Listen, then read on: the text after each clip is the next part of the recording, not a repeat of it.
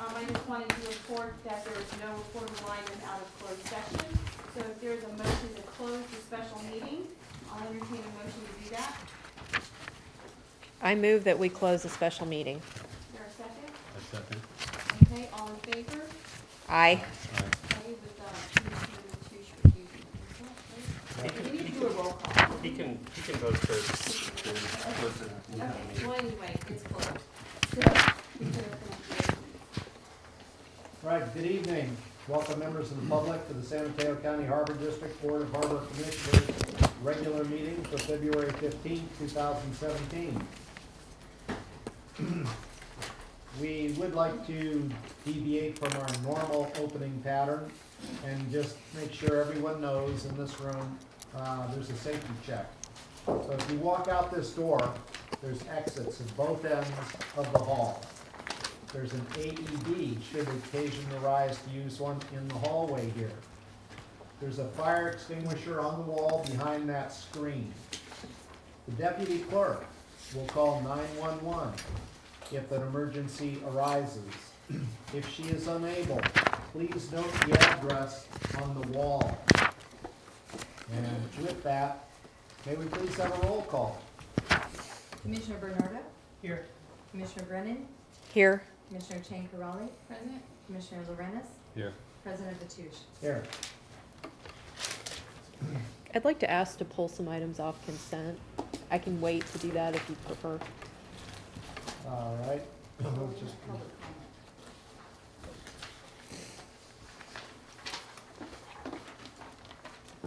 Right, we have two articles, or two public comments not related to items on the agenda. So Neil Merrilees, please.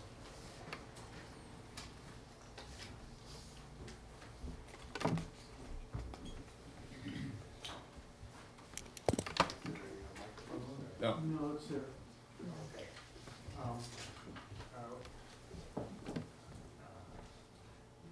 I wanted to welcome Commissioner Lorenz. I haven't seen you, or I haven't been here since you started, so welcome.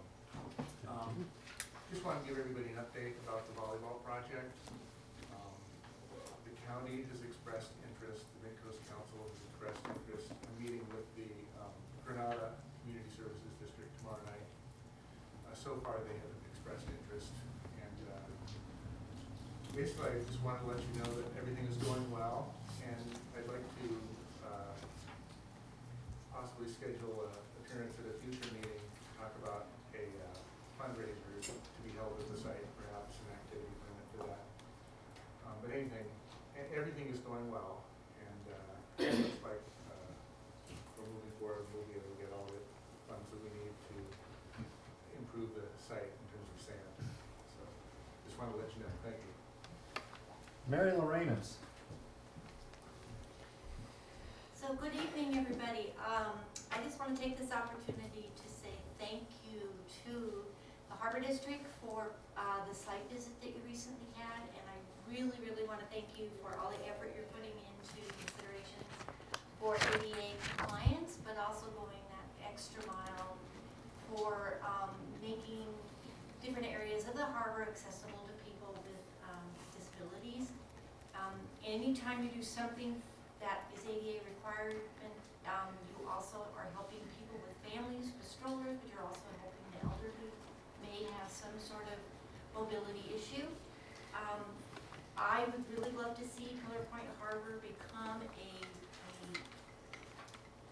a site where people with wheelchairs, people with walkers that can really come to and see what a beautiful coastline we have. Because if you think about it, there's not too many places on the coast where anyone who has a disability as far as walking can actually go and look at the ocean, look at boats, actually go out on a pier. I mean, that's huge. So thank you all. I really appreciate that site visit. It was great, and getting to know all the different people who are actually in businesses there as well. So thank you. Cassandra Clark.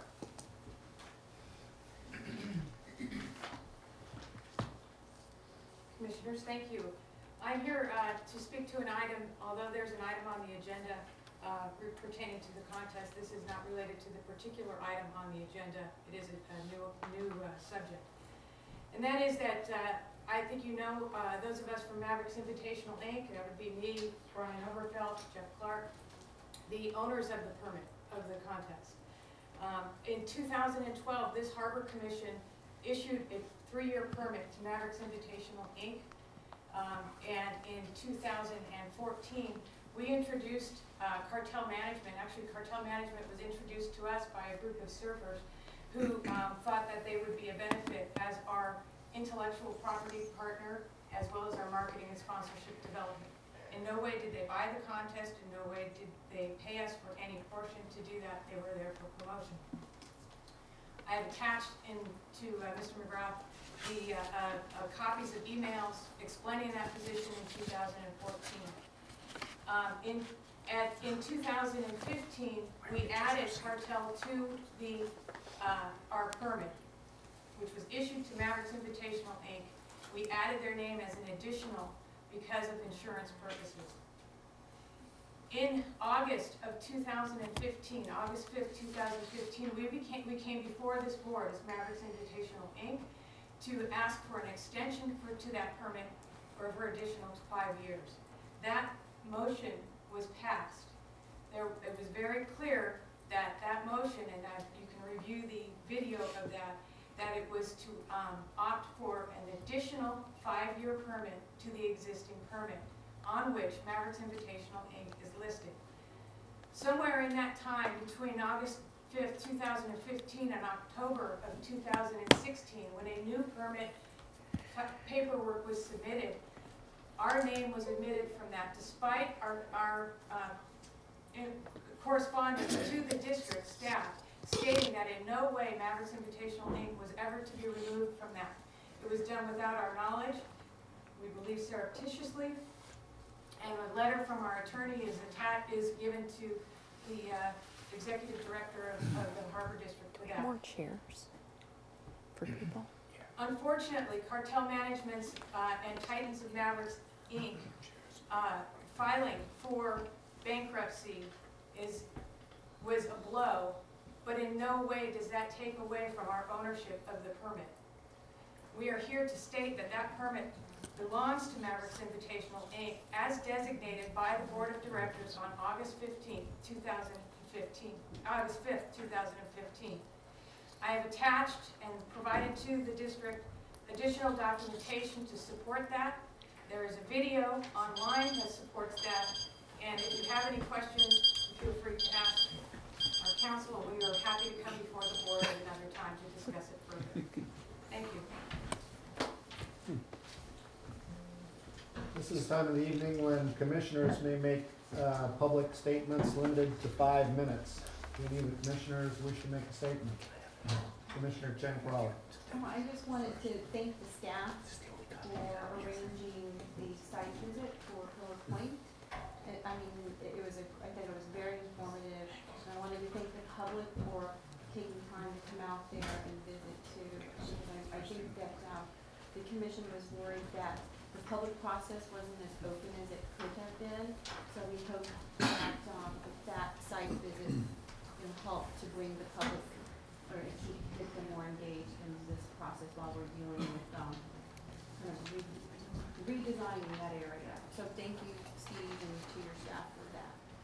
And I have a comment too. So I'd like to pick up on that sentiment and also say that I really appreciate the public who attended the Pillar Point Harbor site visit and also the business owners. It was super helpful to get your input. And I'm hopeful that we'll also have a site visit soon at Oyster Point Marina, especially in light of the massive development project that's going to be happening there at some point in the future. So looking forward to that when that comes up. And I wanted to thank Debbie for working so hard to set up the chairs and to provide us with some food while we were in our closed session and to get everything ready for the meeting. So thank you so much for that. Thank you, Debbie. You're welcome. All right, moving on to the consent calendar. I believe Commissioner Brennan would like to pull an item or so. Well, the first thing I'd like to do is ask that we move, and you may already be thinking of doing this, that we move item 14 to earlier in the meeting, because we have a lot of people here that have driven distances, some long distances, for item 14. So if we could move that earlier in the meeting, that would be really great. And then as far as the consent goes, and I know these items would get moved to the end of the meeting, I wanted to pull 1, 2, 4, and 7. I have two that I'd like to pull, 5 and 6. So is there a motion to approve item 3, special use permit fee waiver for Coastside Fishing Club swap meet at Oyster Point Marina and Park? I move that we approve item 3. Second. Roll call. Okay. Commissioner Brennan? Aye. Commissioner Lorenz? Aye. Commissioner Mathush? Aye. Commissioner Chancarelli? Aye. Commissioner Bernardo? Aye. And can I just add that for those who want to go to the swap meet, it's February 25th at Oyster Point. All right, so we'll move item 14 to an earlier spot. What I'd like to do is first, there's a few things that have to do with the daily operation of the Harbor District that require votes of the board. So as soon as we dispense with items 10, 11, 12, and 13, we'll reorder 14. Forward. Well, we'll do it as soon as we can. Yeah. 10. I just wanted to get to that part of the operation, so. Okay. So that brings us up to item 10, goals and objectives. Commissioner McGrath, staff report, please. Thank you for the promotion, President Mathush, Commissioner McGrath, General Manager McGrath. Thank you very much. And this is a process that we went through last year and started on again at the last meeting. And establishing goals and objectives for the coming calendar year helps the public understand the priorities of the Commission, guides our actions, our staff actions, and helps inform the budget development process. Fiscal impacts will depend upon the prioritization that the board engages in. And as discussion, I highlighted a couple of things. The strategic plan, this was established as a priority goal in 2016. We have started on that, and we do know that we have a study session coming up on that process next week. I would say external factors will inform goals and objectives, and when we started this process at the beginning of 2016, the district really was operating under a cloud of uncertainty due to the recent LAFCO civil grand jury report.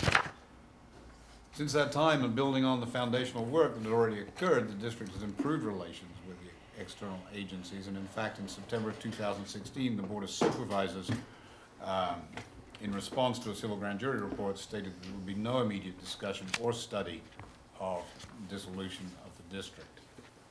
The City of South San Francisco is working with the district on the implementation of a major redevelopment project, and there appears to be no longer any discussion within the city for dissolution of the district, but rather a desire to explore the possibilities of a new agreement with redefined responsibilities, and if this commission so desires, extend the term.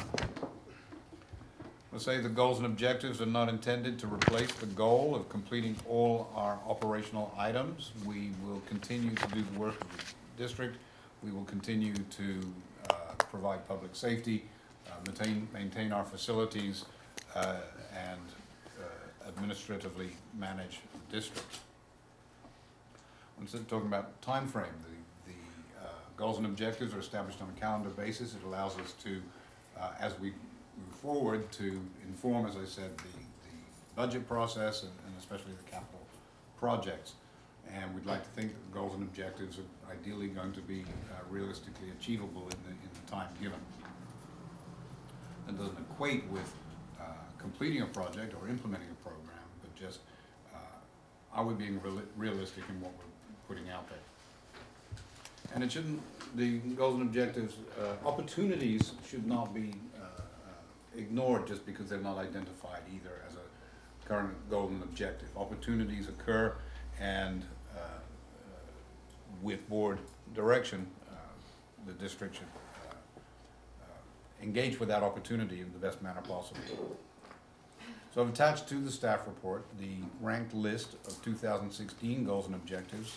I've attached to the staff report a status report on those items and an edited list of 28 items from that list as ranked by the Commission in February. So I can put any of those incidentally up on the screen should this Commission so desire. So at this point I'd like to hear from Commissioners, but the staff is recommending that we continue with and or complete the strategic planning process, that we continue our discussions with South San Francisco on long-term operations at Oyster Point, Greenland Park, that this, again, coming from the 2016 list, achieving the California Special Districts Association District of Distinction recognition. One of the things that I was presented with when I first arrived in 2016 and simply didn't have the bandwidth, and I think would be a useful goal, would be to establish, to finalize and adopt a social media policy and develop an online presence. We're already working on improving management of leases, commercial activity, and special event permits.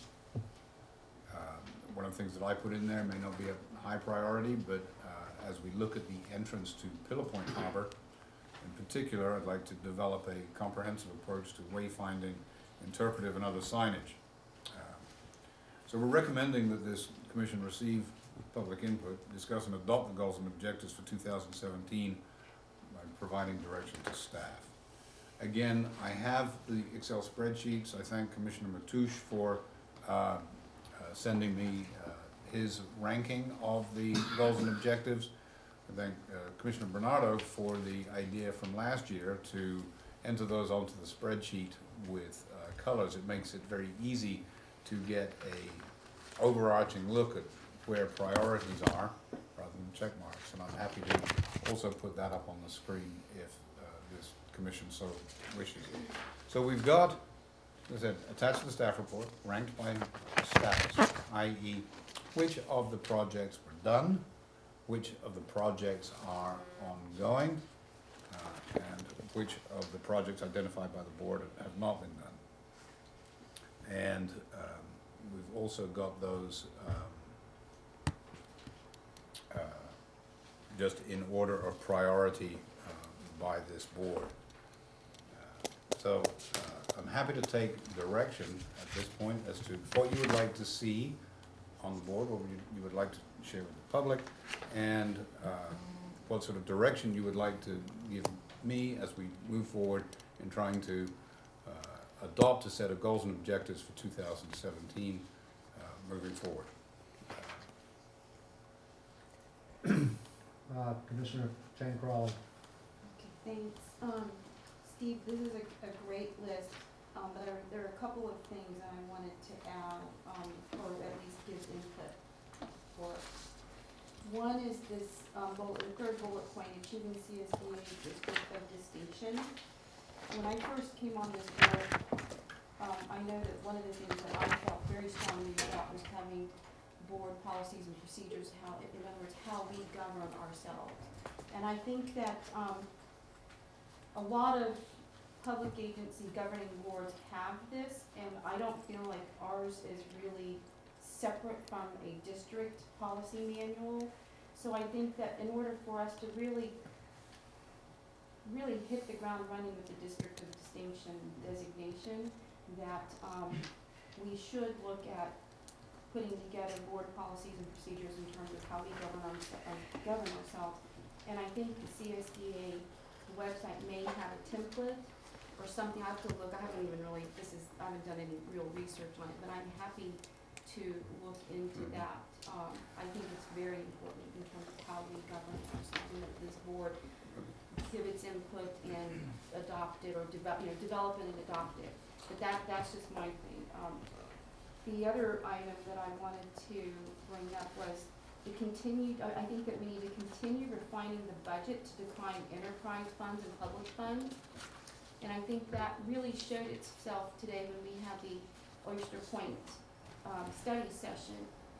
There were some really good questions and thoughts and ideas about how we will look at the costs and, where money comes from and goes to Oyster Point. So I think that we can't lose sight of a public agency's elected board, having the highest priority placed on fiscal accountability.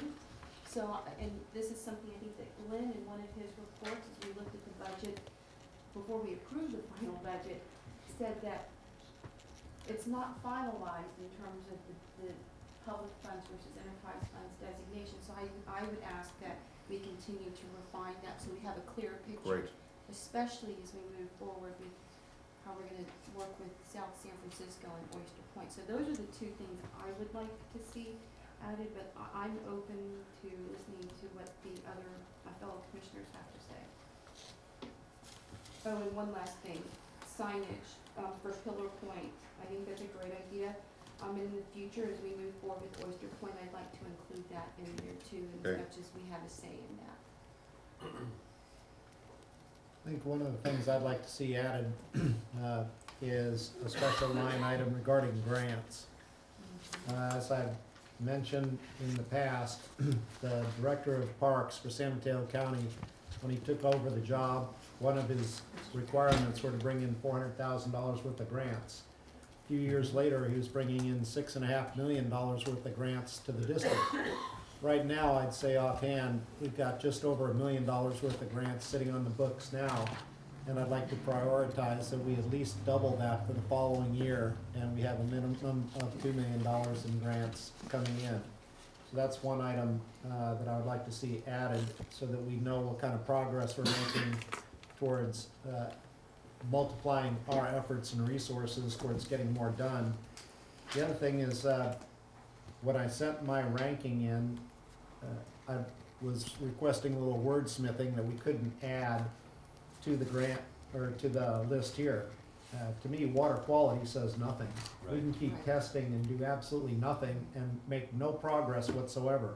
So I'd like to see that renamed, something along the lines of community involvement with water quality. And I'd already added that after receiving your document, Oh, okay. Commissioner Matoush. All right, And I've identified it as a separate comment there. great, Can I make a comment about that as well, in Please. addition? please. So when you think about water quality, to me, it's not just bacterial contaminants, which I realize is a lot in the press and it's an important item, but also there's chemical pollutants in terms of water quality, and then there's just basic garbage, and there's ways to address all of those, but they're all different. In the case of bacterial contaminants, it's going to take several organizations to work on it, and I think that's what Tom was talking about. In the case of chemical pollutants, that's a whole other story. That's fuel in the water and everything else that goes in there. And then in terms of garbage, there are ways to manage garbage on the surface of the water, so we should add that also. Is this, are you Commissioner Lorenas, would you like to give that a high priority then? Is that what you're saying? I would say yes, Okay. and I guess I should also say that we should welcome the public input in terms of priorities. And also, if the public wants to add something to this list that we've overlooked. Absolutely. I think that's really important. Great. So, Steve, are you gonna put high priority for board handbook policies? Yeah, I gave, oops, I put low by mistake. There we go. There we go. I think we're gonna look for some more chairs for the public. Commissioner Bernardo. Thank you. I think all of these items are important.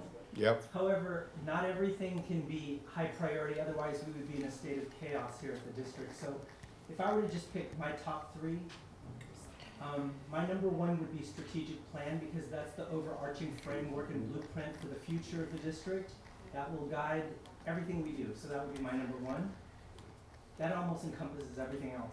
Number two for me, because of timing, is because of the development and all the things that's happening in Oyster Point. I think we need to really keep an eye out on that, specifically with the joint powers agreement. So those are my top two. Everything else to me is medium to low.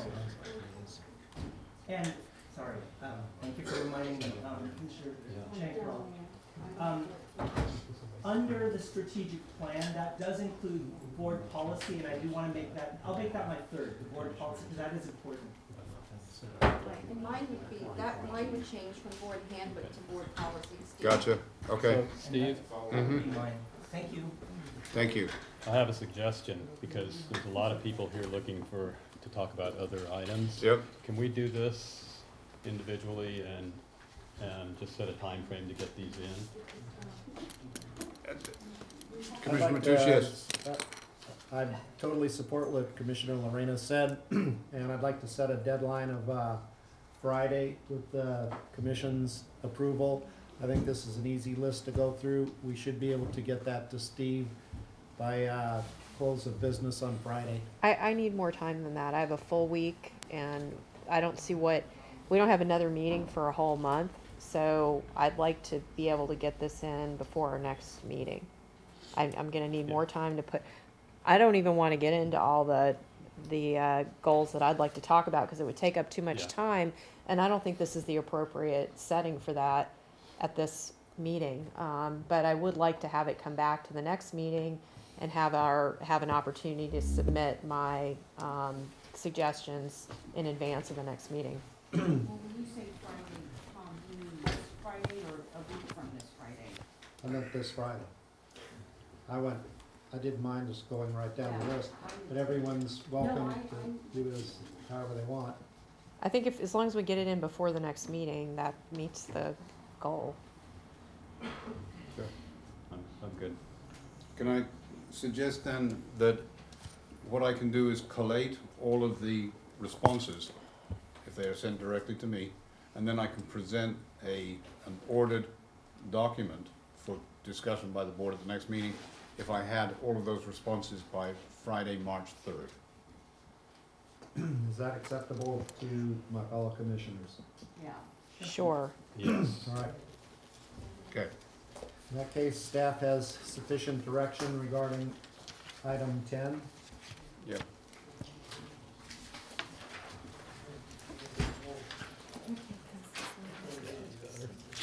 Item 11, 5-year capital improvement plan, 2017 and 18, initial review. Staff report, please. Good evening, Commissioners. I'll start this off with a joint staff report by myself and General Manager McGraw and Glenn as well. So this is a first look at the 5-year capital improvements plan. Your direction will be reflected in the 2017-18 budget process, including the CIP Stakeholders Workshop special meeting on March 1st. The fiscal implications, the first look, CIP lists $28,770,000 in improvements for the period fiscal year 2018 through 2022. Based on current reserves and levels of operating net income, the district should expect to need a combination of increased fee income, grants, or debt finance in place before the end of fiscal year 2020 to complete these projects while retaining committed reserves. Alternatives considered, the commission is encouraged to request changes and revisions. Background of the discussion. This report only focuses on initial plans for the period July 1st through 2017 through June 30, 2022. The 5-year CIP is one of the fundamental building blocks of the 17-18 budget.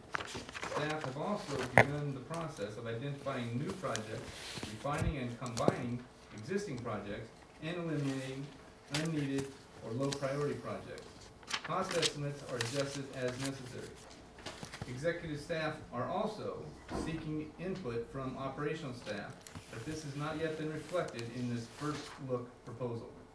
Additionally, the district's finance committee received a CIP update at their February 8th meeting.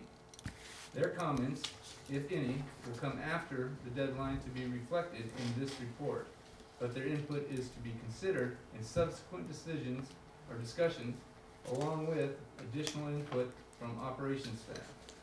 In addition to tonight's discussion, the budget schedule contains 8 additional opportunities for the public to provide input regarding the capital improvements.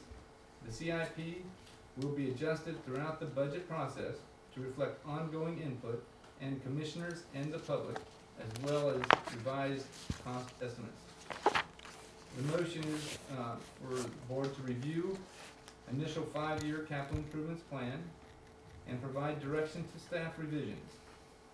So that direction to staff is clear. Staff recommends the following action. Review the 5-year CIP and direct staff regarding revisions, deletions, and additions. 2, schedule stakeholders workshop for March 1st to be added to the agenda as part of a special meeting as called by the board president. And 3, staff to provide cost estimates as necessary throughout the budget process. And we've got this Excel spreadsheet here. And I can zoom in on any component that the board may wish to look at. I have a clarifying question. Go ahead.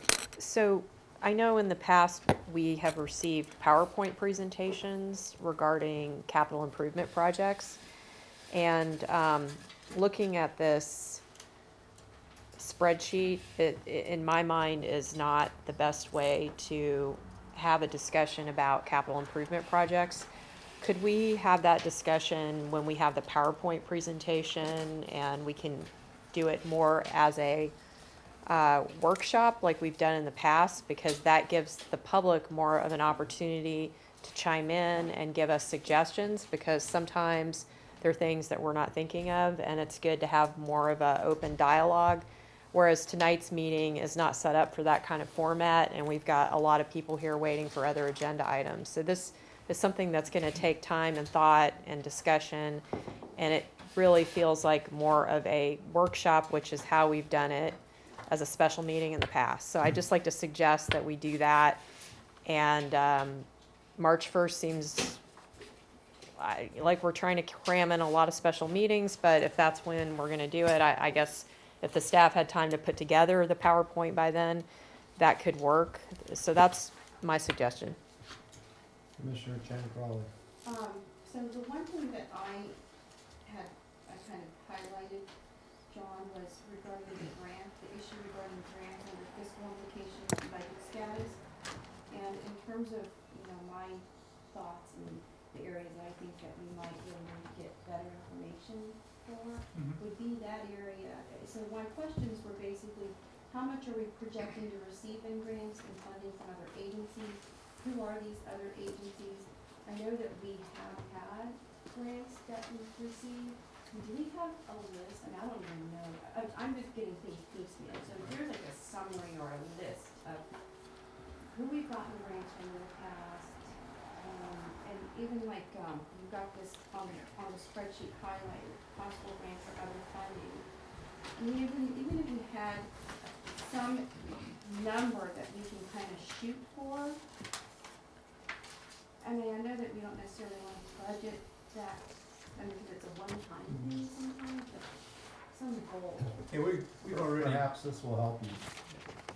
This Look over is, your shoulder. I don't have, Did you think this earlier? this is, I just made this it. was just Oh, prepared okay. today, refined today. This is an identification of the 16-17 capital projects, potential funding, the amounts of those projects, potential funding, and whether we've submitted grants or not. On the spreadsheet in front of you, you see that everything that's highlighted is a potential for other funding. So that's how we're approaching. Highlighted in yellow, which. On the spreadsheet included with your package, not the one that was just This distributed. And also on the wall. Yes, Yeah, this one. yeah. Okay, okay. So I just wanted to make sure that Okay. that's out there. I agree. But we with do you. we have applied for already, and we have already Right. received, and are in the process of getting the monies or reimbursement after we make the initial expenditure for multiple projects, including for, Surfers Beach and the dredging, and, which I think is, you know, we have a series of grants with Division of Board Waterways as well. right, but so those have been indicated in this. I just didn't know if we had like any kind of goal that we set. Well, I guess it's hard to say. It's kind of on a per project basis, right? Yes, except for, as President Matoush suggested earlier, we are working to, we've assigned our planner analyst to investigate, and Ken Yip as well, in our administrative office, have been working to investigate all possibilities. They've been directed to investigate all possibilities for grants that could be useful to us, and we'll continue those efforts. If I could too, I mean, part of how this work plan would work is, let's say that this actually ended up being the adopted 5-year CIP, which I know it's not ready, this is just the first look. But if it were, notice that all of the yellow potential grant items are in 18-19 with respect to funding cycle. That means that folks seeking grants are gonna be have to get to work on 17-18 to be able to raise those monies that you see in yellow for the following year, because that's how the grant cycle works. Right. Okay. May I make a comment? So I agree with Commissioner Brennan. There's a lot of information here. I'm the last person on the planet that wants to sit at another meeting, but I haven't had any time to digest this, and some of the things are obvious. Mooring replacements, I get that, but like on the grant, it says a grant for restrooms at the launch ramp. I have no idea what that means. So I think a PowerPoint presentation and a workshop where the public can also find out what we're talking about here, and we can get some clarity on it, would be great before we make any decisions. There's no decision. Sure. That's not even inconsistent with what Okay, so we're you're- doing. This really is, this is your first look. Okay. You're gonna have So you're gonna have a 4 or work, 5 more.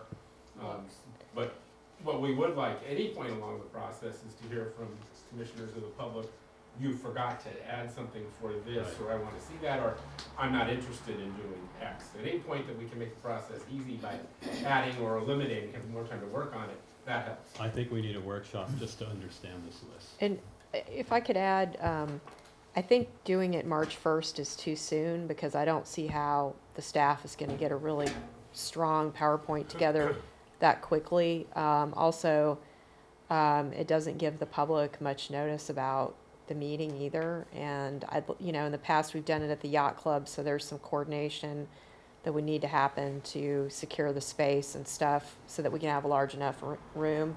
I mean, to jam everybody in here like this is just not working for us, and it's hard to hear in this room also. So we need a more appropriate venue for that.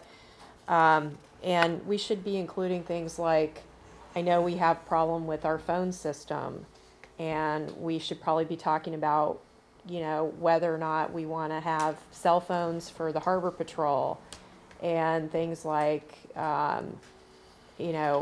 what we're doing to move to digital records management. And are we need to think about not just our external improvements, but also our internal improvements, which are also capital improvements. So, I think we need to think about how to run things in a more productive way, and some of those things are not included here. But I can get back to you guys about that via email. I don't need to talk about it here, and I think at the public meeting where we have more space and more time, and we have a presentation with graphics and photos and that charts and graphs and things like that, we'll be able to get a better handle on it. And given the opportunity for the public to to bring up any potential projects that they may have as well. That would be great, Right, but I yeah. would at least like my comments on the grants to be included in this first work, because I did read all of Making this. notes of that as well. So staff is asking for direction to go ahead and proceed on this item. Does staff have sufficient direction to proceed at this point? I think so. I think that, I'm the last person on staff that would urge that we do something, too fast to be prepared, so, and since I think the PowerPoint burden will fall on John, we're having a special meeting on March 15th, or doing it on the March 15th meeting, would be better. I think a special meeting though is what, the direction is, and March 1st is too soon, so, It seems like we shouldn't be doing it the same day as a Harbor District meeting, because today we had 3 meetings for this board, and that is too many. You can't really think clearly when you get here at 4 o'clock and you don't leave till like 10 or whatever. It's just too much to pack in that many meetings in one day. So if we're gonna have a workshop, the way we've done it in the past with the CIP workshop is it was an all-day workshop. I don't know that it needs to be that long, but maybe it's a half day. And that way we have time to really hash out. So I believe direction, correct me if I'm wrong, but I believe the direction is from the board for us to get with Half Moon Bay Yacht Club and set up a meeting sometime, potentially between the 15th and the end of March. To have a workshop that we can get with President Mateusz to authorize that special meeting.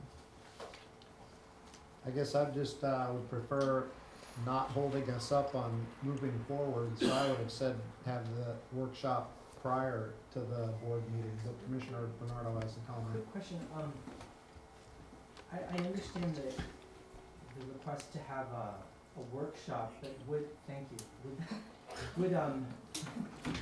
would it be better to have like briefings with commissioners, certain commissioners? I mean, if a commissioner requests a briefing to go through the entire CIP plan, I mean, would that be better, or do we want to carve out a whole half day or a whole day to do this?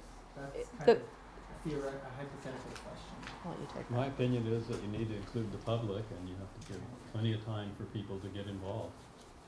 And that will take some time.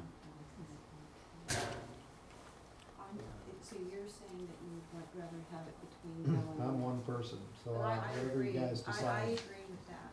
They need to have direction too. Correct me if I'm wrong, Ken, but I don't, this is a 5-year CIP, I don't see that we need to, we're gonna be continually adjusting and adding input. I don't know that we need Here's to. my input is, as far as you get by June 21st, will be in your final budget, and as I always tell you, there's nothing final about the final budget, other than we have to file it with the County Board of Supervisors. So I would rather that you take as much time as you need to make the best decision. Just keep in mind that you may be approving a budget that has things in it that you're not quite finished with. But I would rather have you make a quality decision than a rush decision. Well, but I mean, we have to make a decision, right? And so I don't want it to be a loose end out there where there's no decision. June 21st, when you Yeah, approve but that that's- budget, operations will be in those projects. And I think the important thing to remember too is that the 5-year CIP is a plan. Right. The 17-18 budget is the budget. And what we do is we will be starting with the section of last year's 5-year CIP, the 17-18.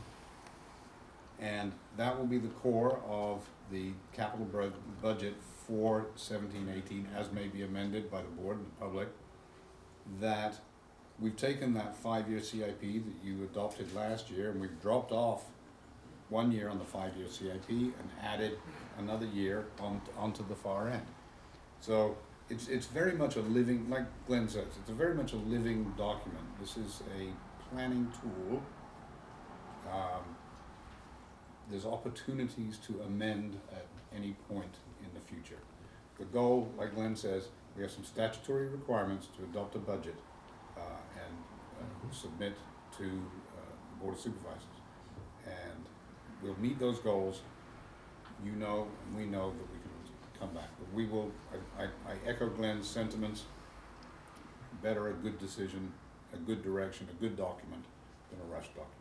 So, We're gonna have subsequent. so what I'm hearing is that we will prepare for a special meeting, in a suitable facility. The Half Moon Bay Yacht Club has been suggested, that, I will bring forward the direction I had asked to operations staff to do, which is to include a photograph with every identified priority capital project, so that we've got a visual reference as well.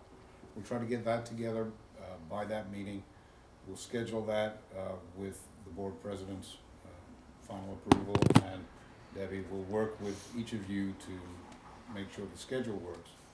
And then we'll make sure that the word gets out there and we get going on it. Okay? Is that right? Me.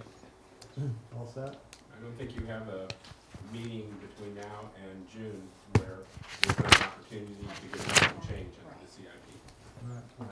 Great, so you're clear on item 11. Yep. Right. Item 12, decision point, Romeo Pier agreement modification for Romeo Pier demolition. Staff report, please. This is a request for modification to the district's current agreement for design engineering of the Romeo Pier demolition. Background, the district purchased Romeo Pier in 1996. In 1998, an evaluation of the pier's structural integrity was conducted, results of which indicated that it would not be cost effective to completely repair the pier. Numerous immediate safety concerns were addressed at the time, and the pier remained operational until eventual shutdown over a decade later. Can we get The- more the chairs, because consultant's there's people original waiting in the hall? contract for an amount not to exceed It's not much of a public $61,200 meeting if was we don't have planned to be everybody. performed under emergency circumstances when I'll the go look. deck first started to collapse in early 2014. Emergency permits were required from regulatory agencies, and the project schedule was planned to last 34 weeks. The district had issued the district had issues that stalled our progress, and as time elapsed, the regulatory agencies withdrew the emergency permits and required that permit applications be resubmitted under the regular process. Permits were reapplied for, and during review, the agency requested additional studies which had not been anticipated in the original proposal, such as a biological resource assessment, cultural resource records technical study, and cultural resource assessment. At this time, the consultant has expended most of the original not-to-exceed amount of $61,200 and are requesting a modification to increase the contract by an amount not to exceed $34,700 to provide services through the project completion. I would be happy to answer any questions that you may have, and also we've got Brad Porter here, who is the project manager for the Romeo Pier demolition, and he's with Moffett and Nickel. So can I ask a question? Yes, of course. Brad, you want to come up and So kind of this go through these? Phew, it's hot in here. Right? Yes. So basically, if you're asking for the $34,700, that means this whole project is gonna now be just under $660,000. So how many, and it looks like the delays have been caused by, like additional studies required by regulatory agencies and new required permits, all of these things that we can't foresee. So really, how much is this gonna cost? I mean, are we gonna have, how much more of a delay are we gonna have? This is getting close to, $700,000. And so, and we really, if you look at it from the public's perspective, there's no visible change. Right, and it is unfortunate that we were unable to move through quickly when we originally had the emergency permits. And like, I know it's not our fault, but what other cost delays are we gonna? Okay, well, at present, for the design and engineering and construction management to go all the way through the project, put it to bid and get the demolition, started, the consulting costs will only be this additional $4,700. Now, once it is put to bid, we are going to really then know what the costs for the demolition are going to be. And Brad can speak maybe better than I at this, but it may be, as we've just recently budgeted, well over $1 million for the demolition. But the soft costs in engineering and construction management Is should, $750,000 close to? no, Or seven, no, it's already cost us $61,200. Oh, okay. I'm And we're talking going about the to, whole project. what we're projecting now, or what we're asking the board to consider, is an additional $34,700 in soft costs for our consultant to complete all of the continued engineering and design for the No, I demolition, get that. help us with the regulatory agencies, permitting, et cetera, and also, help us manage the actual construction or demolition project. Right, I'm just looking at the total cost and I just, that cost increase. Commissioner Corrali, I just won't make you feel any better, but if you look at the CIP worksheet from the previous item, you'll see there's about $2.1 million. I know, but I mean, you can go blow through 2.1 million pretty quickly with delays and all of that. So I just wanna make sure that we keep that all into consideration. And also with the previous item, there's the possibility of a NIFLIT grant that could help us. Yes. That's the reason I wanted to, So through the chair, when it's my turn. yeah, sorry. Commissioner Brennan. Thank you. I'm ready to make the motion, but since we have the consultant standing here at the podium, I wondered if he has anything to share with us about how quickly this is gonna get wrapped up. Well, I'm Brad Porter with Moffett Nichols.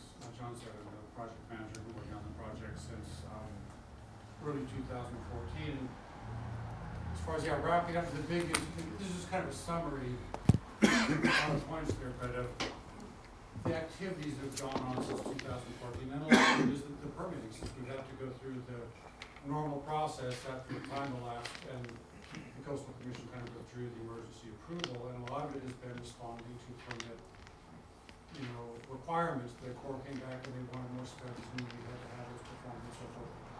But I think we're pretty much there. At this point, over on the right now, right-hand column 2016, the Coastal Commission has now issued the permit waiver. Just last month, the Corps issued the letter of permission. So I think you've overcome the heavy lifting. You've gotten the regulatory permits. Now it's a matter of just kind of finishing the bid documents, taking it out to bid, and having it done. One of the things that we did discover, and I should say that one of the things that we did in our original proposal was we had testing done. That's the fourth on the left-hand column down there, and the paint that green paint that's on the buildings out there, we had tested, and it does have it's lead-based paint from the 60s, and it's got high. So it's going to have to be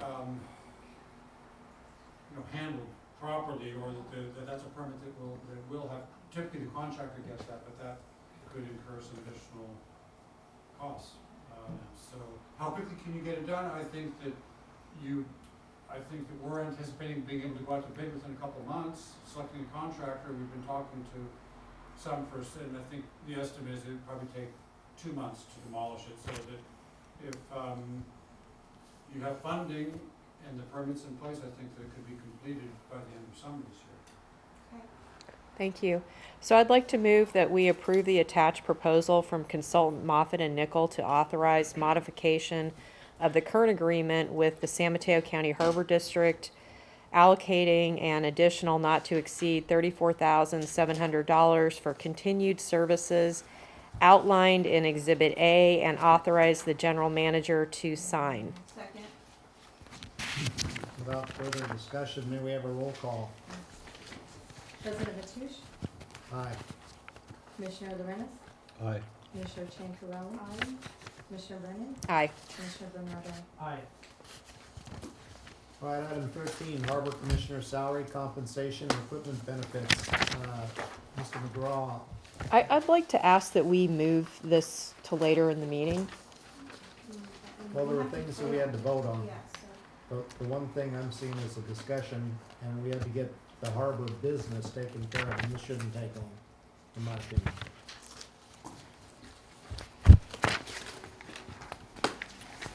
President Matoush,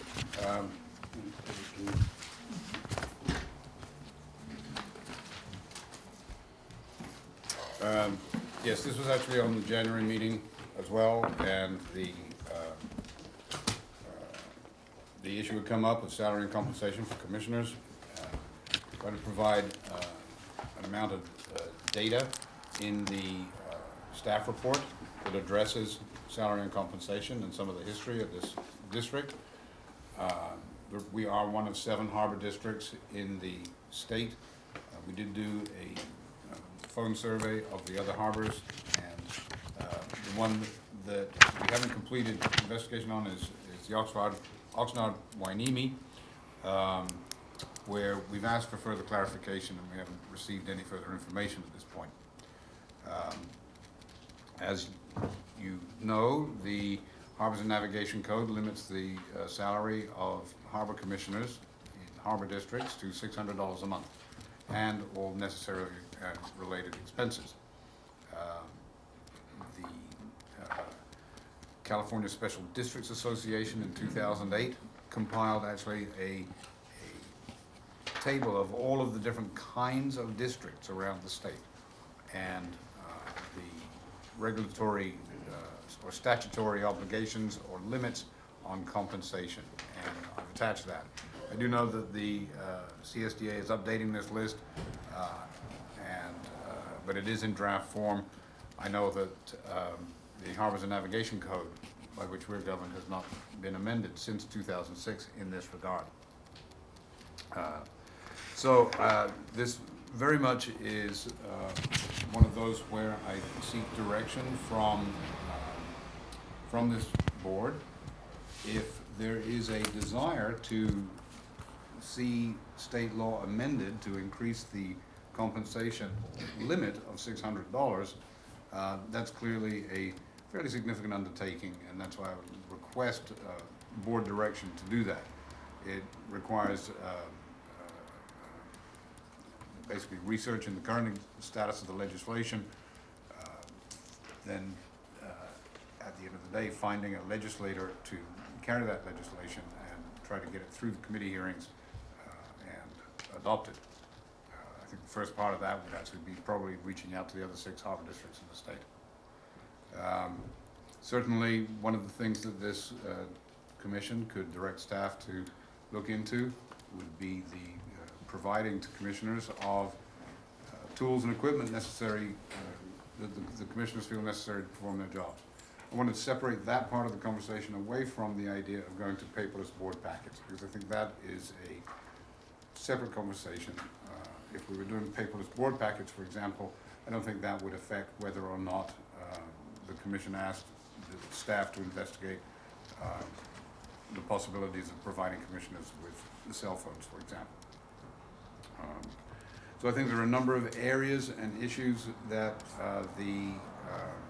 this board could look at, and simply staff is seeking direction, or the board could direct staff not to investigate this any further. So with that, I'd be happy to answer any questions as I could, and maybe this public comment. Commissioner Chanquala. So, Steve, basically, we direct staff not to pursue this issue any further.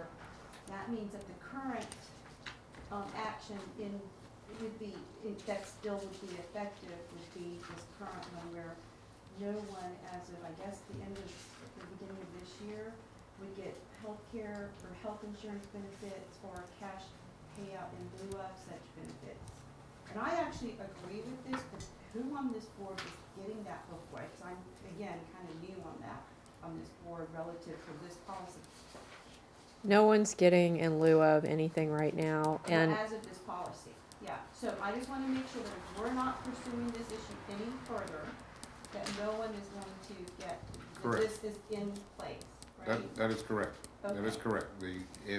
If there was direction not to pursue this any further, then the current status of commissioners receiving $600 a month would remain, with no other benefits. Again, separately, I'd like to bring back to the board at some point a discussion of paperless board package and providing the board with the necessary tools to manage that, if you will, at the commissioner level. Well, I'm gonna just say, I think $600 is a lot per month for one meeting. And, I think that anyone who was getting cash payout in lieu of, which is, there's gotta be a reason that this was even put in place and effective as of now, was milking the system. So I'm in total support of keeping that, and I would actually make the motion for staff not to pursue this issue any further.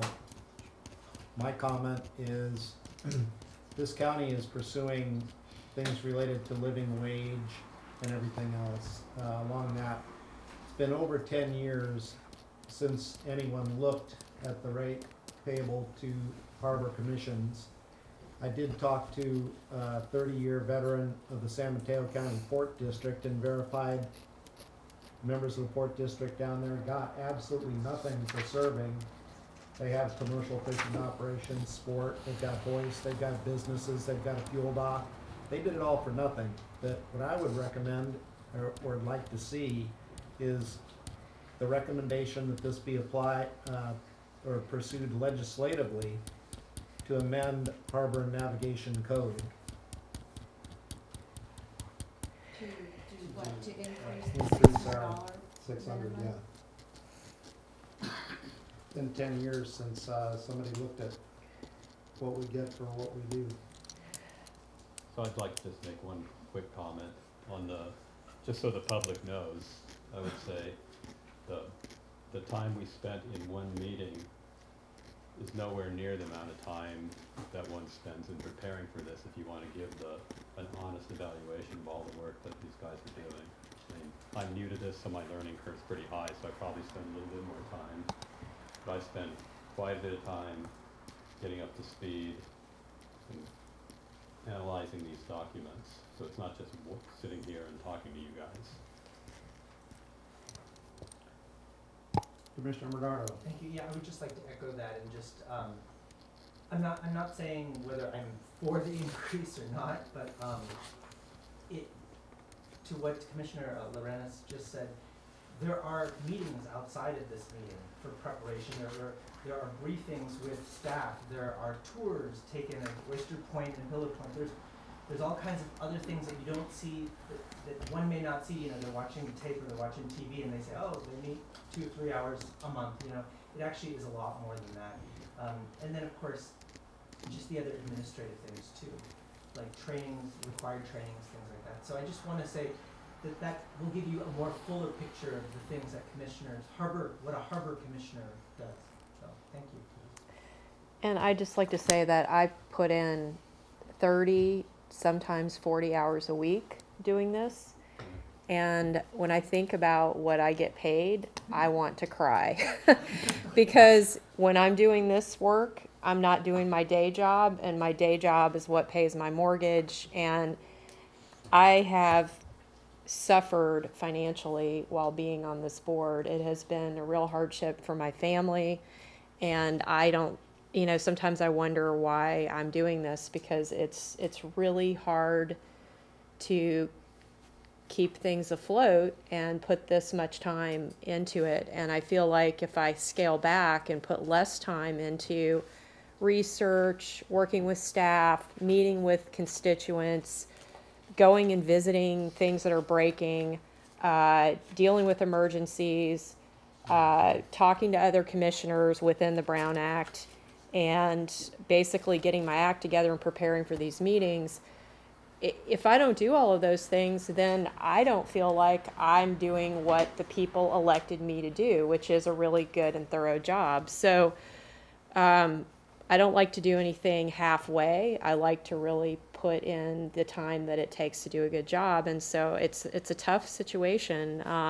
So I do feel incredibly underpaid. I also feel like I'm not equipped. I use all my own equipment, my own laptop, my own desktop, my own phone, all my own equipment for 30 to 40 hours a week doing this job and try to do my day job at night. I mean, that's really what's happening for me. And there's something wrong with that situation. I don't think that we should get some huge salary. I'm not in favor of that. And I voted to end our health benefits. So I did not think we should be getting full health benefits for ourselves and our families, which used to be the case. I'm not down with that. But what we're doing right now is definitely not cutting it. And so I would like to have the staff bring something back to us at another meeting that's a little bit more thought out so that we can discuss it in more detail. And I don't think we're prepared to do that right now because there's limited information provided in this staff report. And I think we need to think about, you know, do we issue laptops or, you know, iPads or whatever to commissioners once every 4 years or once every 2 years or whatever, so that they have basic equipment to work with. I think the staff needs to come up with some recommendations and figure out what the cost to the district would be and bring it back to the board for consideration at a later date. Commissioner Chanko. I just want to make it clear that I'm not saying get rid of the $600. I'm the one who waived my stipend and not even, you know, qualified and would have waived the healthcare insurance benefits anyway. I'm just saying that I think $600 for one meeting, or not even one, I mean, just even the committee meetings.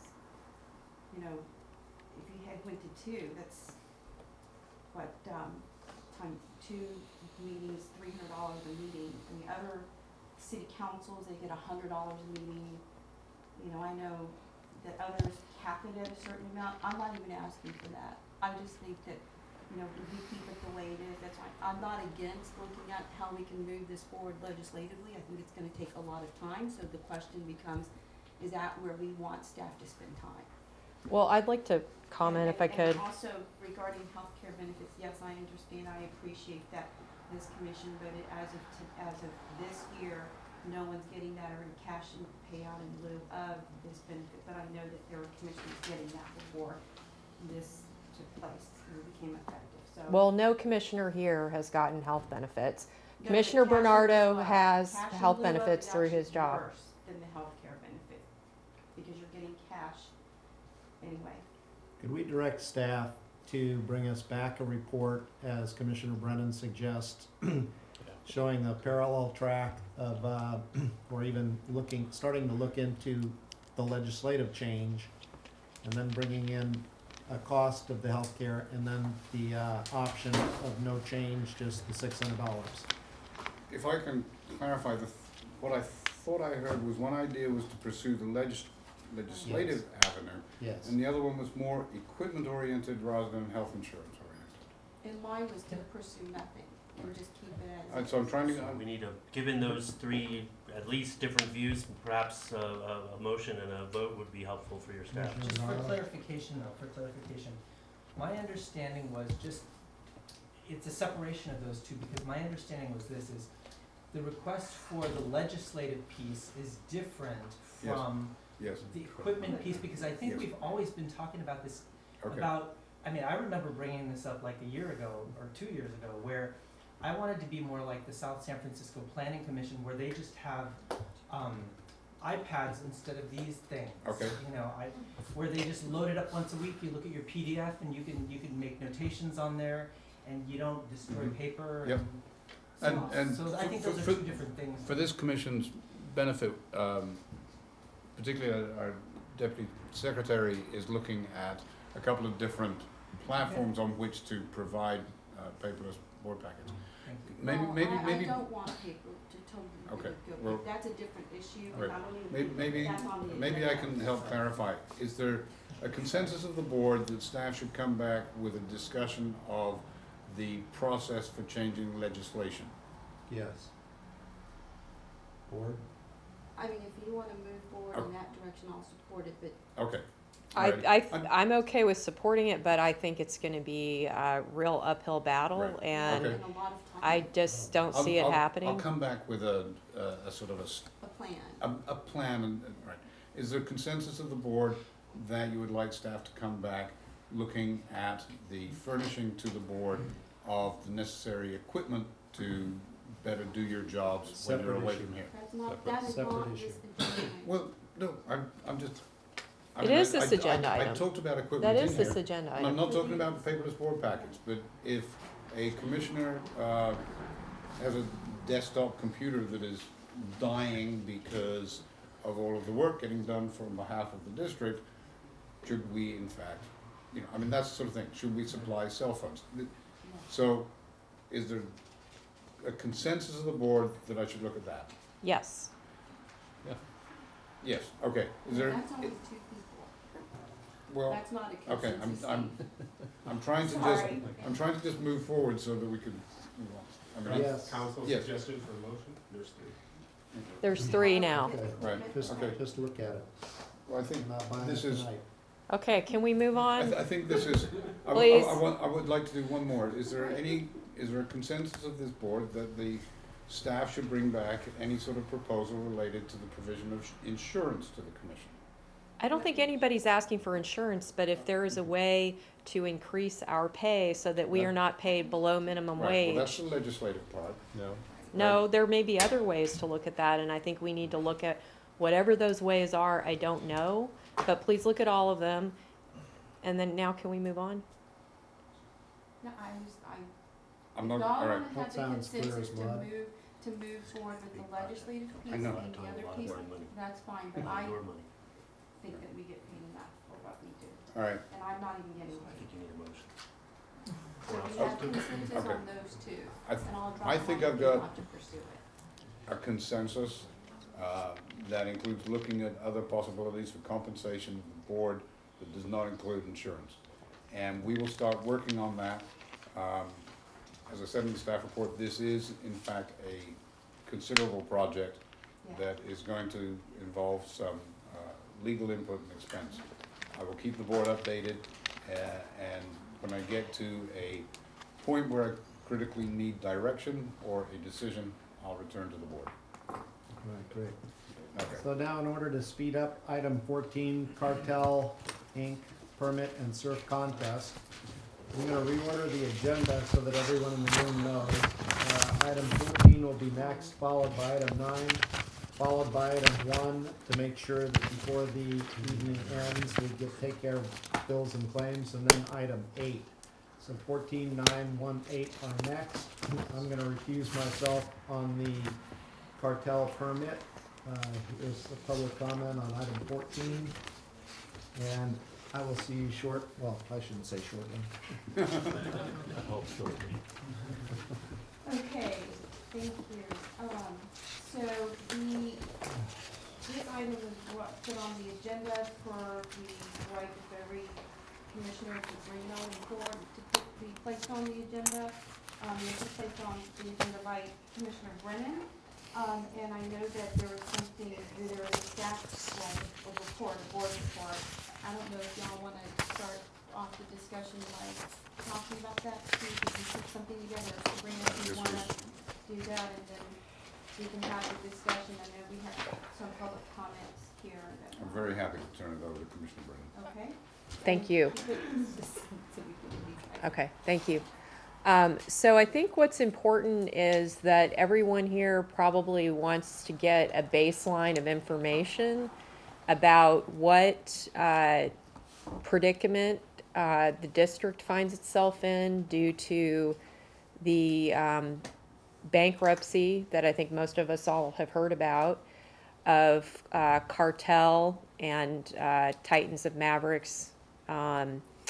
And so I think that what would be helpful is if our counsel, our attorney, Stephen Miller, could explain to everyone here just the basic fundamentals of the situation with the Harbor District's permit in relation to the current bankruptcy filing. I don't really have anything to say. We've had a discussion in closed session. I certainly didn't prepare any report to the commission or to the public on this matter, so I'm not sure what you're asking me Well, to then say. I can ask you specific questions if you'd rather, but I think you could probably come up with a quick summary A summary of what? of, people here are wondering, can we terminate the permit? What does the court So, do in this situation? So could you please explain to people the limits with which we find ourselves in? so maybe the best place to start is not getting into all of the details, because we don't wanna, reveal closed session information, is maybe just give an overview of the federal bankruptcy law process that. Okay, so, And the chapter I'm not in business. the habit of providing legal advice Right. to the public, but in But general, overview, it's general, not legal I think it advice. is fair to say, Can you That- speak up too, because it's really I'm hard to speaking hear about as back loudly as back anybody there. who cannot hear me, I'm speaking pretty loudly. Okay, good. In general, the filing of bankruptcy creates a stay, an automatic stay, on every executory contract, among other things, that the debtor has. So, at this precise moment, that includes the Harbor District's permit to cartel. And so the Harbor District is not in a position to take any action with regards to the permit without leave of the bankruptcy court. Could you explain to the public and to us the difference between Chapter 11 and Chapter 7 so that we understand the difference? I don't think I can. I'm not a bankruptcy expert. I'm not sure. I'd be happy to provide a separate briefing to the board if it wants to, or provide an opinion letter that you would then have to waive privilege to share with the public. But I claim no special legal expertise in bankruptcy law. Could you explain I how, feel like I'm being cross-examined here, and I'm a So little let's- uncomfortable with that position. So I think that there are enough members of the public who are here. And I'm not done yet. You're interrupting me. I'm not. I don't think that our attorney needs, first of all, our attorney is a general practice lawyer. He's just made it very clear that he's not. I'm happy to ask a different question or to say So something what I else, would like but to you're do- interrupting me. What I would like to do is to have public comment, because there is a concern that you've brought up, and so I'd love to hear what they have to say too. I want to hear what the public has to say too, but I have a couple more things Okay, that I'd go like to ahead. say. And I don't want to continually get cut off while I have the floor. I don't want our attorney to be put in a position where he. I am perfectly capable of having a discussion with the attorney, and I don't need you to speak for him. He told me what he thought, and I heard it. We all did. Please stop So I don't cross-examining our need legal you counsel. to reinterpret it. Thank you. That's your opinion. So I understand that you aren't comfortable talking about it. I heard what you said, and unfortunately, we don't have Emily with us right now. Emily is the attorney with Hanson Bridget, who's been assigned to help the district. She is a specialist in bankruptcy, and we did meet with her earlier this evening in closed session and got a little bit of additional information, which apparently Stephen doesn't want to reinterpret, which is fine. I'm sure he has his reasons, or maybe he didn't understand it. That's possible too. But Yeah, that is out of order. So I'm gonna stop this part of this. I would like to take public comment. I think that the Okay. public knows why there's a concern that the district has. And, we have 3 people who, and I'm sure we'll get more public comment cards as the discussion moves on. But, if we can move to public comment, I would like to call up Joseph Hardiman. Mr. Hardiman, if he's still here.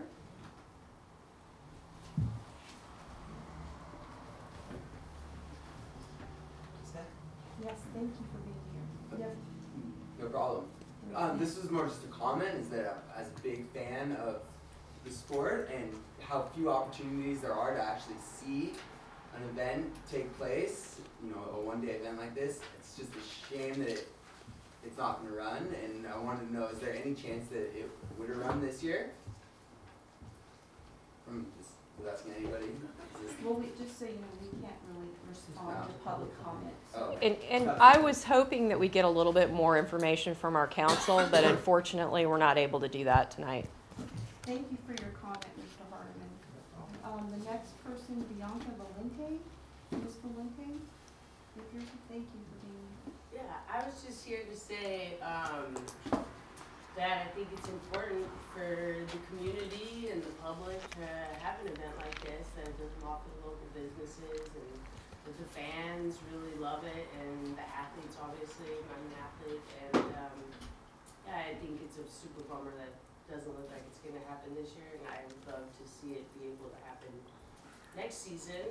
But it sounds like there's a bit of a mess to clean up, and so, I just see it as a big value to the community and to the public. So that's it. Thank you. Jeff Clark, Mr. Clark, here. Hello, everybody. Well, it's been a long time since we started this thing. It's gone through some iterations with different sponsors and producers. Mavericks Invitational Inc. was granted its first permit in 2012 and successfully ran the contest in which all bills were paid, all obligations met, all surfers paid, and we even contacted and developed a women's heat in 2012. We have proven ourselves as a community group capable of running the event as supported by the granting to Mavericks Invitational of the 5-year permit through 2021. The thing that I'm hearing that this Harbor Commission and what I read Sabrina's comments in the Wall Street Journal was that she's lobbying to find somebody to produce this event. And I didn't know that was the purview of this commission, to produce events. We produce that event. This is our business. You are in the business of running a harbor. Are you not? Okay. When we started this in 2012 with Mavericks Invitational, we put together an incident action plan involving all the agencies that are required to produce this event, and it became the model of how an event is to be run in this county. We are ready to run this event. You all received a letter based on a board's motion to grant an extension for Mavericks Invitational and Cartel permit. The way the permit came out was different than what the board motion was. And I think that this board should, and legal, take a very close look at that meeting. And it's all outlined in the letter that you received. And I think that you will find even the minutes differ from the motions that were made in that meeting. Listen to the videos, listen to the words that are spoken, and you will find that Mavericks Invitational still holds this permit. And we are ready to move forward with an event. Thank you. Thank you, Mr. Clark. Mary Lorena, thanks for being here tonight, Mary. And Ms. Louise. Yeah, I'm a member of the public, and it's my understanding that the Harbor Board, the Harbor District, serve the public. It's very difficult for me to sit in a meeting when I feel like a member of the Harbor Board is trying to speak and get information that I personally want to hear, and they are cut off.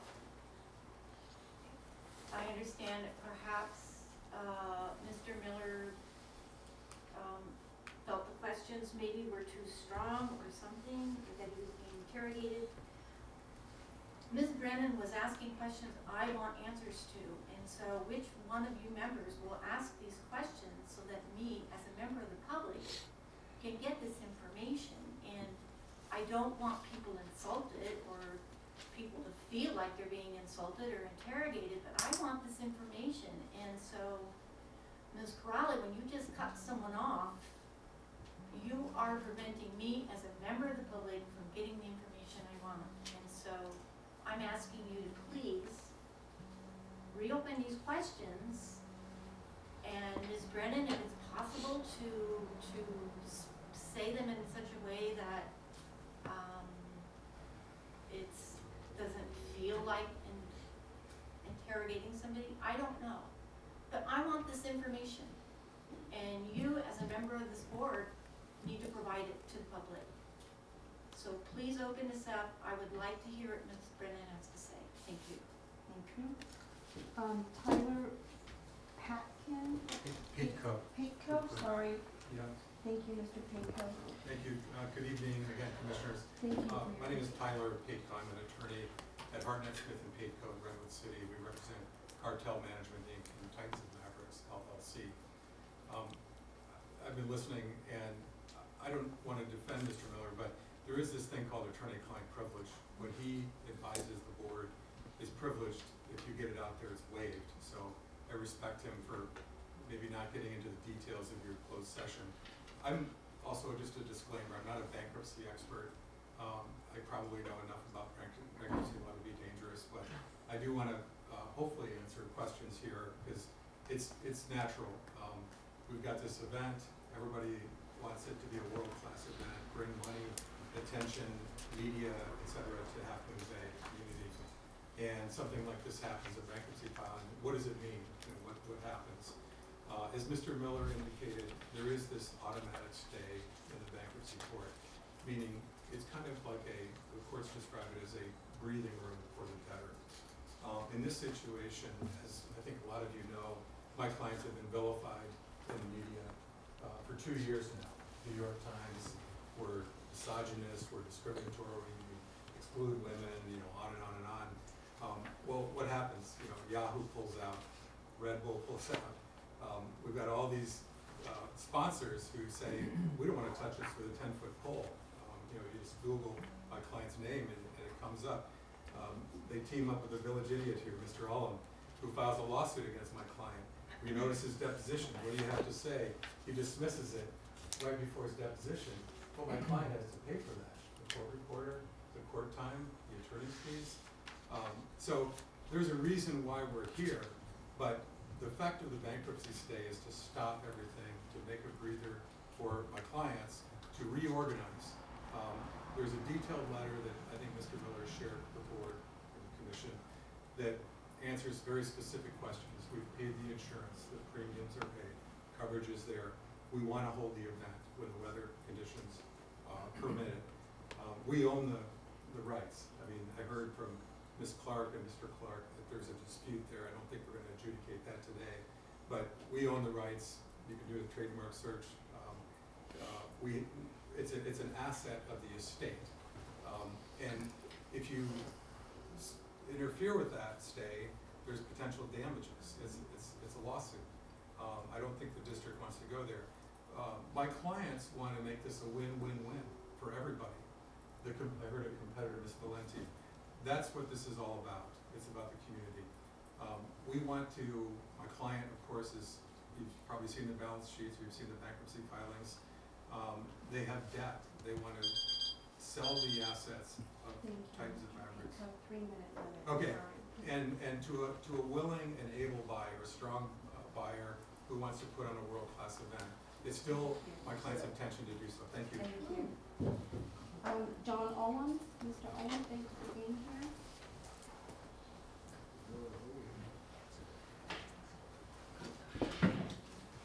Guess he would like to think you're all village idiots. You see, Red Bull did not pull out because of adverse publicity, and Mr. Pitko knows that. They pulled out because they gave Mr. Yes, on January 4th, they wired $400 grand into his account. Mr. Guest still has that money. On January 5th, Mr. Guest terminated the agreement with Red Bull. So, this is true. He knows it. He thinks you're all idiots. that you're just gonna believe that this con man who came to town and conned you all is somehow the victim in this situation. He conned Jeff, he conned Mr. Bernardo, he conned Pietro, he conned the lawyer. If you wanna know how this happened, we have to start it with that Griffin's lawyer is the one who made the motion. That you seconded. And then you voted 5 years against the recommendation of Mr. Lazoff. And I sure understand your position, Mr. Miller.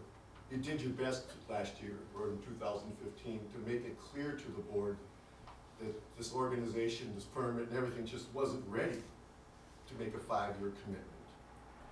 And I understand what your position is. The cartel knows what they're doing. Sorry. What's going on? What's going on? Sorry about that. It's a nice break. I'll give you 15 seconds. Cartel knows what it's doing. Griffin is doing just fine. He's got his 400 grand from there. He screwed Fox Sports. He made a bunch of money off of Maximus Real Estate. He's got all the cash. And it's somewhere in a bank offshore, somewhere we're never gonna get at. If Mr. Guest wanted this contest to happen, he would not have canceled his contract with Red Bull. This contest would be happening. As of today, they still do not have their Coast Guard permit. I don't understand why that would be the case if they intend to have this contest and if they're still on top of the game, but they're not. They don't have their Coast Guard permit. They're in violation of their agreements with the San Mateo County Business Licensing Board. They were required to get all permits in the name of one organization. It's on tape. Brian Waters promised it. Hasn't happened. And now everybody's scared of Griffin Guest's lawyer. And now we're stuck. And it could be for multiple years. And the reason it happened isn't because of Griffin Guest. It's because there's a lot of people who are in this room.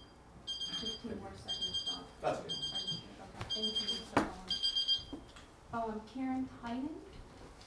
Ms. Tynan, thanks for being here. You're welcome. Hi, my name's Karen Tynan, Tynan. Some of you may recognize me. I'm the attorney for the Committee for Equity in Women's Surfing. And I've been involved this past year.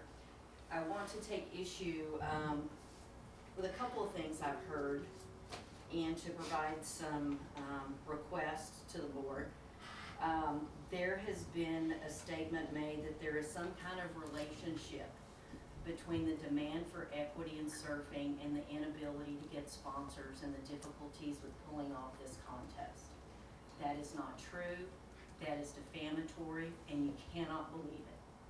I will subsequently share with you the 11-page letter from the cartel's attorney, wherein I did try to approach cartel management and others who are in this room to effectively create a woman's heat and to incorporate women into the contest that was athlete driven, and I received quite the nasty 11-page response from the cartel's attorney that I think you would find rather offensive. There's a quote, he said, "We've got this event." Nobody has this event. The permits are interlocking. The permits require other permits. So the idea that having one permit creates a surf contest is not true. Whoever is going to run this surf contest has to get every permit properly and interlocking with the same entity. I noticed, I really think the packet that was put online is exceptional. I'm not sure who on staff did that, but with all the permits, but they get a gold star. So when you look at the NOAA permit, it specifically says this permit that's issued is non-transferable. Okay, nobody else can pick it up, it can't be sold, can't have anything done with it. We're done. It's non-transferable. I'm not sure about all the other permits, there's maybe some ambiguity, but the way these permits interlock needs to be considered by you guys. And the fact that everyone else gave a 1-year permit. I'd also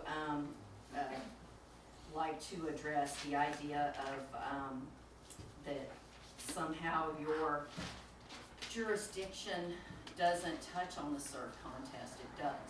You're here to protect the resources. You are here to make sure these resources are available to the public. You are part of this permitting process, and I think it's an important role for you. And I think that when you look at the analysis that is in all these permits, considering there's a marine sanctuary, it all needs to lock together. Thank you, Ms. Hyman.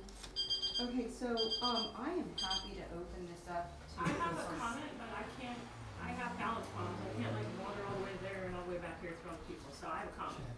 Oh, okay, do we need to have a comment? Okay. You don't need to fill out a card. Okay, oh, sorry, go ahead, Sean. Okay, you can hear me from here, right? I mean, I can stand up for you, but. No, don't, we don't need to. No, it's okay. Can you get me? I can wander that way, I'm just like, okay. So, James is always like here, he shouldn't hear any second time we're in. So, I just wanted to, I feel so sorry for Titans and Maverick and Cartel and all these people, because they're morally bankrupt as well as financially bankrupt. They operate like a cartel. After I was standing outside your business, had a good time, because of the issue with not letting Bianca in, I was targeted by you two, who took the delight in putting me on Facebook as a terrorist. So thanks, I appreciate that. I think that you two should not actually be in here. You should recuse yourself of Tom, because clearly you have a bias. The fact that you want to label activists as terrorists on the issue, any issue that relates to Titans or Cartel, you shouldn't be in here talking on this. Maybe that's something for you to decide. All of us associated with getting the women into Titans or Mavericks or Cartel or whatever the hell you want to decide to call it on whatever day, struggling to get them in, these deserving women into it, have all been bullied, cyberstalked, cyberbullied, and worse. And that is something that I hope that you're proud of, because you were part of it. I also wanted to make a point. So he recused himself because he financially benefits from it. You two are tied from it with your terrorism comments. And then when people talk about what these poor guys and they're tied to it, it's part of the community.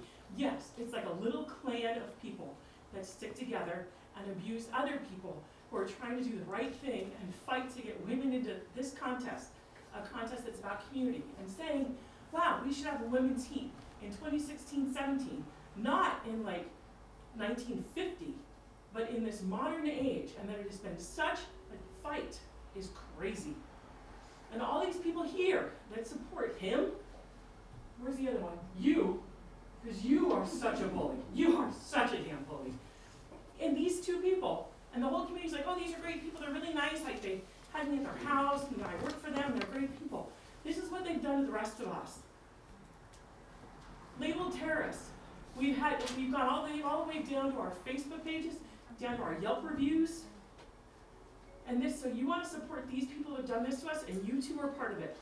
So when you consider this, which you shouldn't, because it's not even up for debate, because it's tied up in court, can't even change this permit.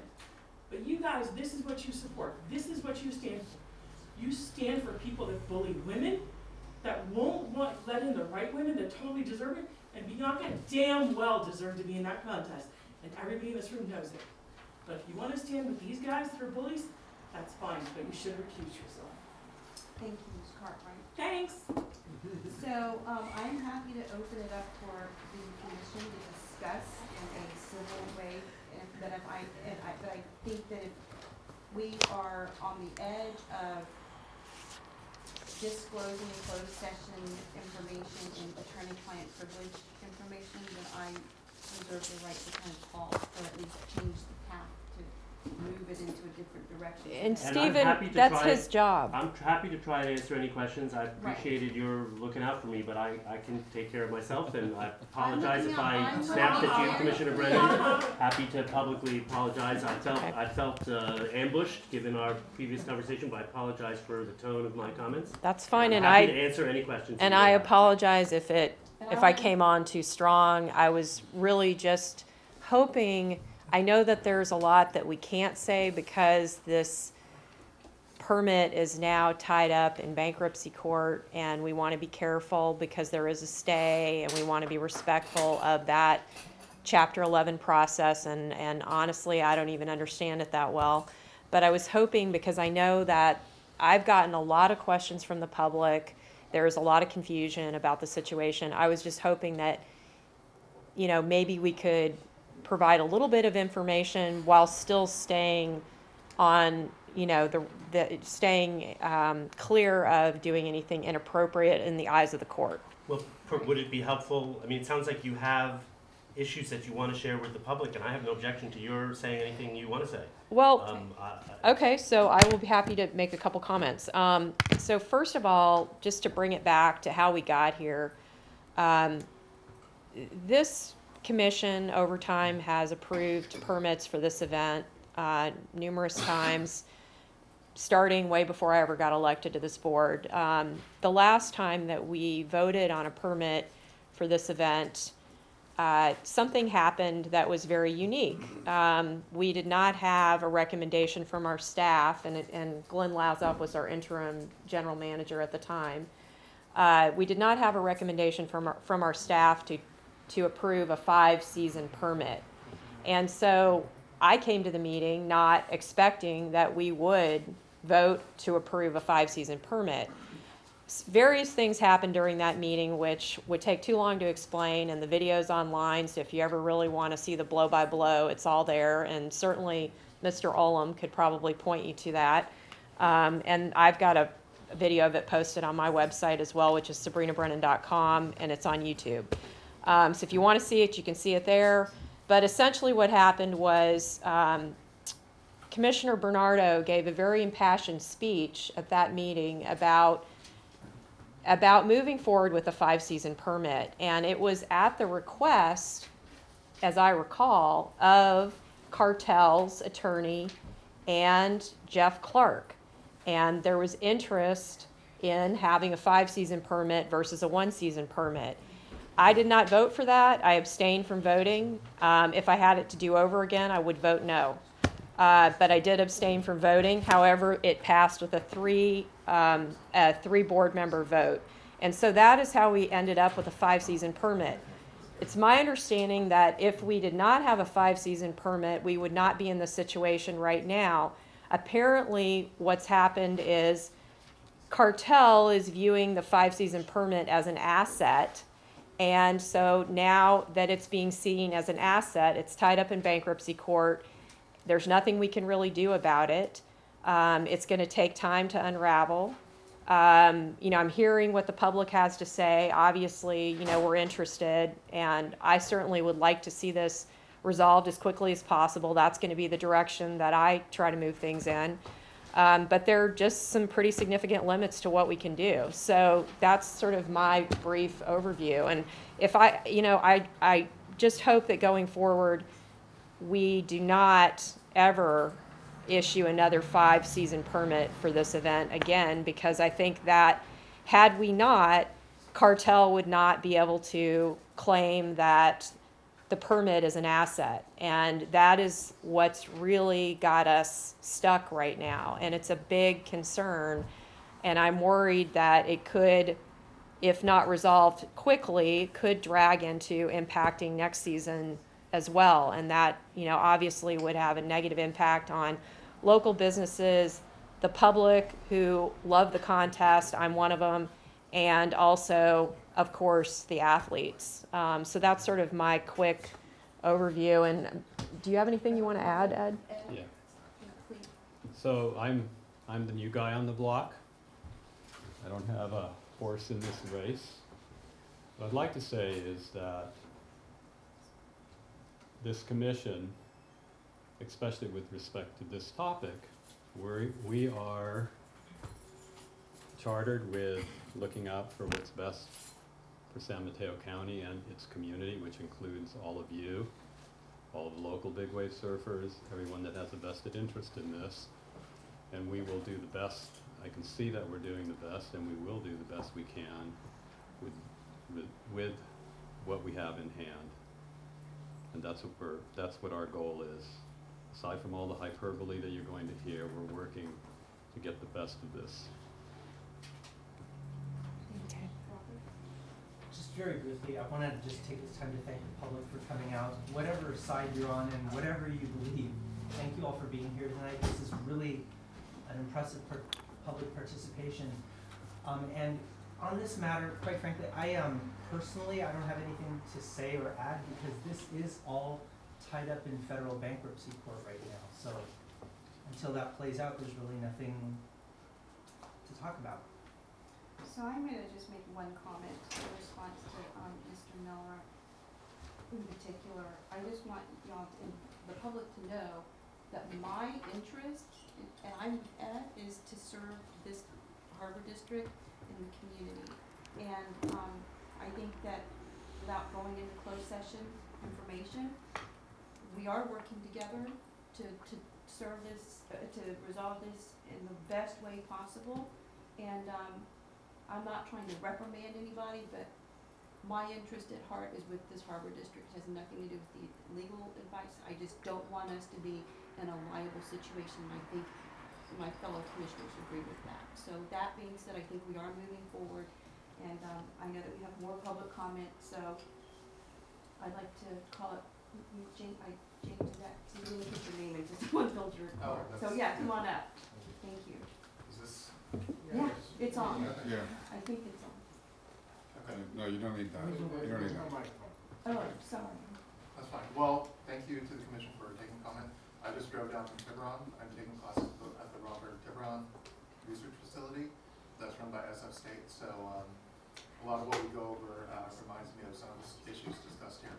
I just wanted to say real briefly, when I walked in, Jeff Clark looked at me and said, because I was one of the folks protesting on behalf of women's inclusion in Mavericks, Mr. Clark said, oh, hey, look, it's the liar. This was right when I walked in a few minutes ago. So I just wanted to tell the board here that this is the type of person you're dealing with. This is the person who represents. For telling the truth. This is a person who's representing what is apparently supposed to be a world-class sporting event.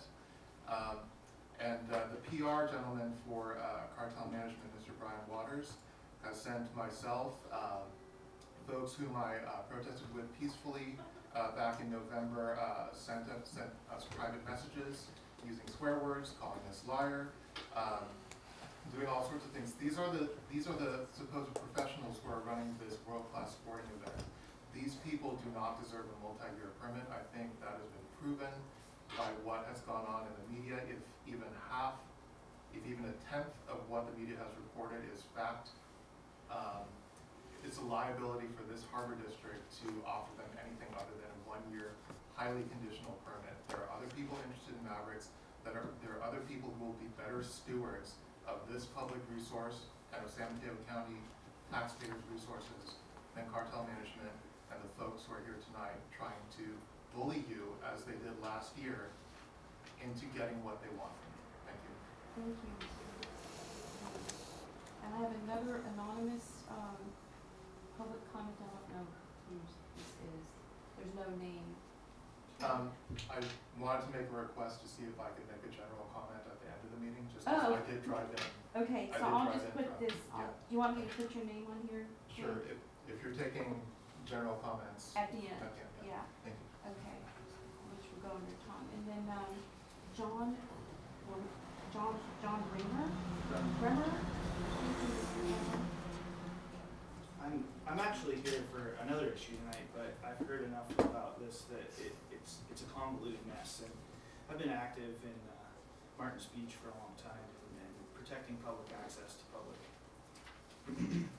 resources. What I see here right now is the extortion of public resources from the public. You know, you have, if I want to go get married on Montero Beach, I can apply for a permit to do that. Now that doesn't limit anyone else applying for a permit to go get married on Montero Beach, nor should it. I see a real problem with big money trying to profitize a single-use permit, however long it's for using a public resource. I think it's, if you continue and don't issue a permit to another person or don't allow the public to actually access this resource, you're setting a really terrible, terrible precedent. in the world, allowing people to profitize public resources. It's terrible. And you guys should really think about the ramifications of your actions in this environment, like allowing them to bully you like this. Thank you. I'm gonna make a last call for public comment, because this board report, basically, the staff recommends that the commission receive the information, but take no action, but we really wanted to make sure that the public had time to, Is there anyone else who wants to comment? This is like last call. Last call, yeah. Okay. Okay. And then we'll move on to the other item, but if you want to comment at the end, can't necessarily comment on this, but you can comment on something else. Thank you so much for being here. I know that, we all have opinions and concerns, so I think we should be respectful that the commission is trying to do its best to resolve this. Thank you.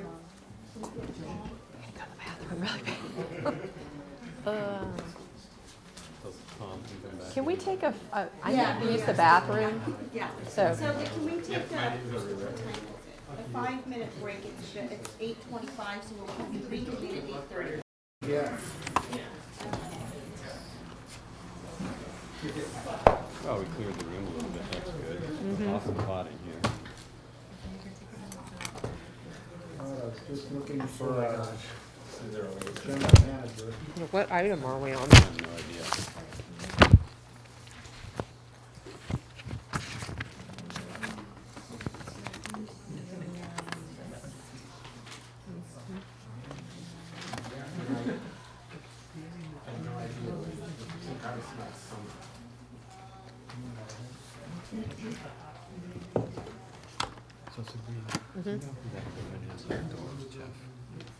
All right, item 9, KNRV Park lease review. This is an information-only item. May we have a staff report? Thank you.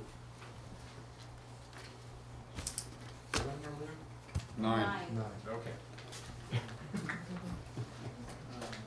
The commission had requested that we begin reviewing our leases at commission meetings, one per month.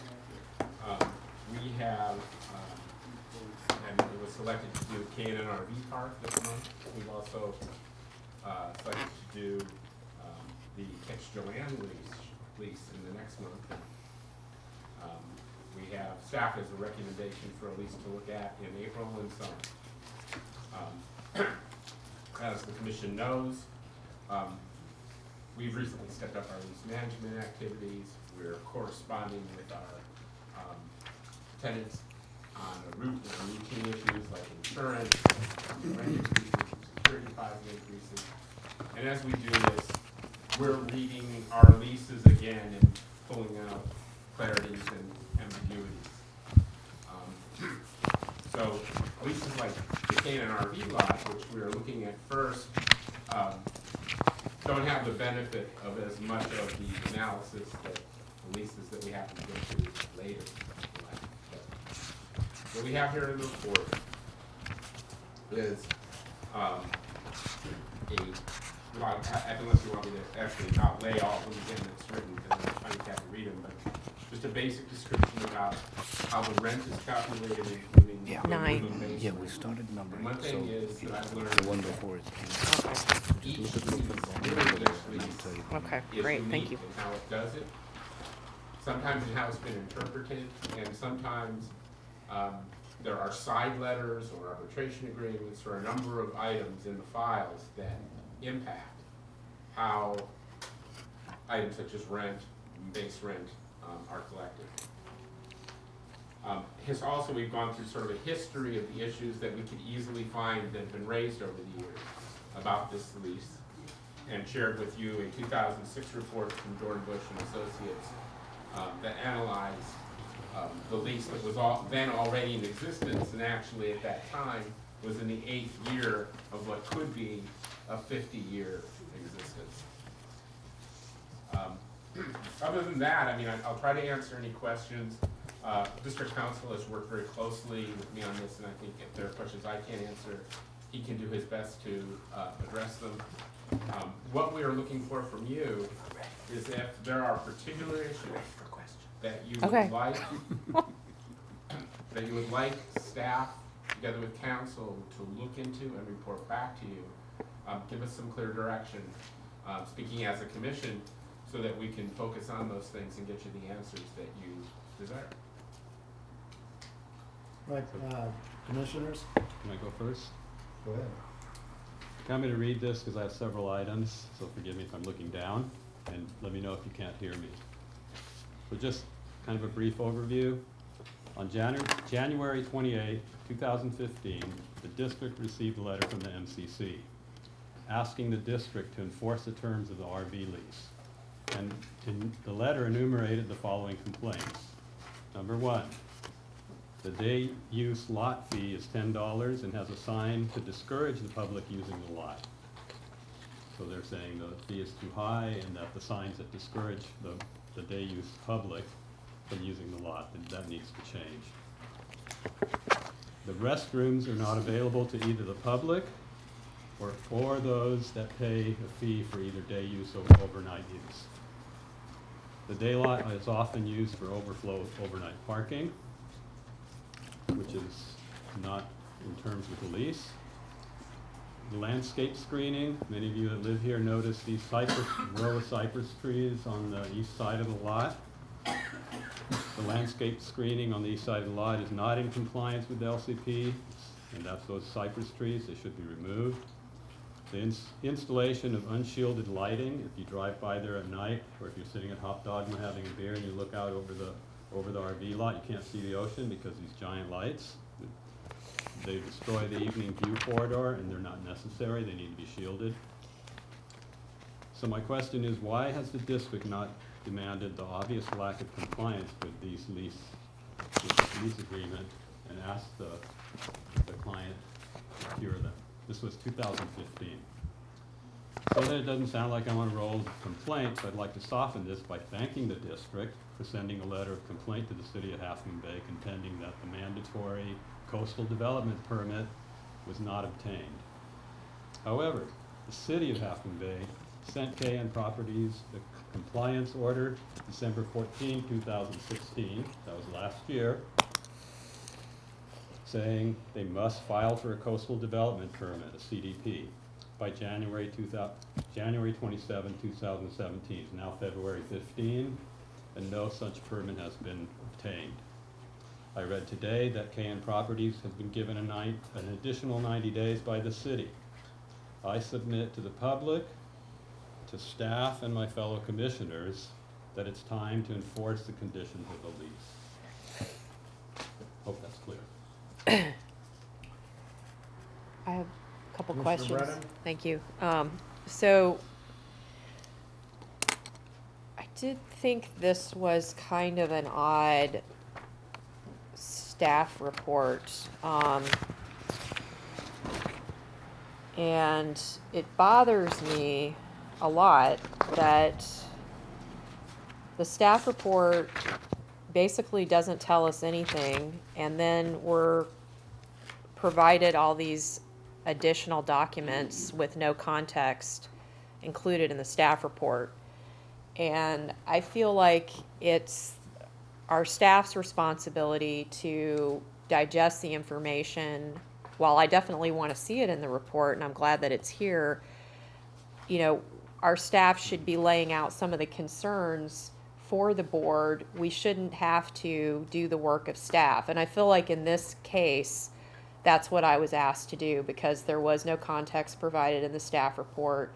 And so I was like, what am I looking at here? So I started looking through these documents and reading them. And I noticed at the very back was this letter from the city of Half Moon Bay, apparently requiring that the leasee have a CDP. Now, I didn't know that Half Moon Bay had been in communications with our district about this, so this was kind of all news to me. So I looked at that letter, and so then I looked at our permit, which is also included here, from, I don't remember what date. When was this thing done? 1998. And And the length of this lease is 25 years plus 25 years, right? So this is a 50-year lease. That is a really long lease. And the Harbor District's known for these crazy long leases. It's definitely not in the best interest of the public, I don't think, to have leases that long, but that's the predicament that we're in. So if you look at section 21.11, which is page 41 in item 9, under the title Default of Lease, it says the leasee has until March 31st, 1999, that was a while ago, to acquire and obtain all required permits for the operation and conduct of business associated with this lease. In the event permits are not obtained by this date, leasee shall be relieved from this lease without any remedy owed to leaseor. And it also says something a little further down about 30 days, written notice, blah, blah, blah. So I guess the question is, since we've known for a really long time that the leasee is out of compliance with the lease because there are a number of various issues, which Ed just enumerated some of them. And then we also have this thing of the main fact of the matter is they don't even have a CDP. Have we sent a letter of termination? I mean, isn't that the process? I'm confused. We have not sent a letter of termination. I'm sorry, I didn't catch the rest of your question. Well, I mean, it says here that by not having all the permits, and the CDP is a required permit, and they were supposed to have that by March 31st, 1999, I don't understand why we haven't sent a letter to the leasee, or, yeah, I guess the leasee is the right way to describe it, telling them you're in violation of our lease agreement, not to mention all the other concerns about blocking the access to the restroom and the lighting and the trees and whatever. So, I'm sorry, go ahead. So I'm just wondering, like, you know, isn't it the staff's job, and maybe this is a question for Steve, isn't it your job to deal with when there's a violation, you send a letter? I mean, I don't know why we would have to notice this ourselves. It would seem that the staff would bring this to our attention, that there's a violation of the lease or several violations, to notify the board of that, but that the staff is responsible for sending these letters, not us. Let me try to get back at this. So I hope this will be responsive to your question. So your lawyers don't determine policy. Well, that's the policy. Let me just finish. Okay. Try to explain this. We try and help create the legal framework to carry out the policy of your board. And your general manager's job is to conduct the day-to-day operations of the district. You asked your staff to bring back in rotation an update on various leases. And in so doing, I think it's been brought to all of our attention a series of issues included in this staff report that have been ongoing for over a decade. And I think one of the purposes of bringing this to your board's attention in a more neutral fashion, rather than presenting a recommendation for legal action in a public meeting, is in part because the very fact that these have been going on for so long makes it important for staff and your council to take the temperature of the board and find out maybe it's been going on this way because that's the pleasure of the board. And so the idea was to put before you all the history of this lease, allow for you to have a discussion, and based on that discussion, I think your staff and I as your council will take appropriate action and in fact bring to you a recommendation for action at such time as that is appropriate.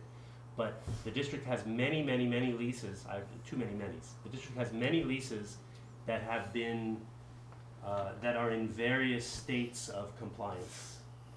And I think the purpose of this exercise is to get a sense from the board where its priorities are and what its concerns are. We've now heard pretty strongly from one board member and now two what those are. But So- that's like this. I hope that answers your question, and that why it is that we have not taken action yesterday.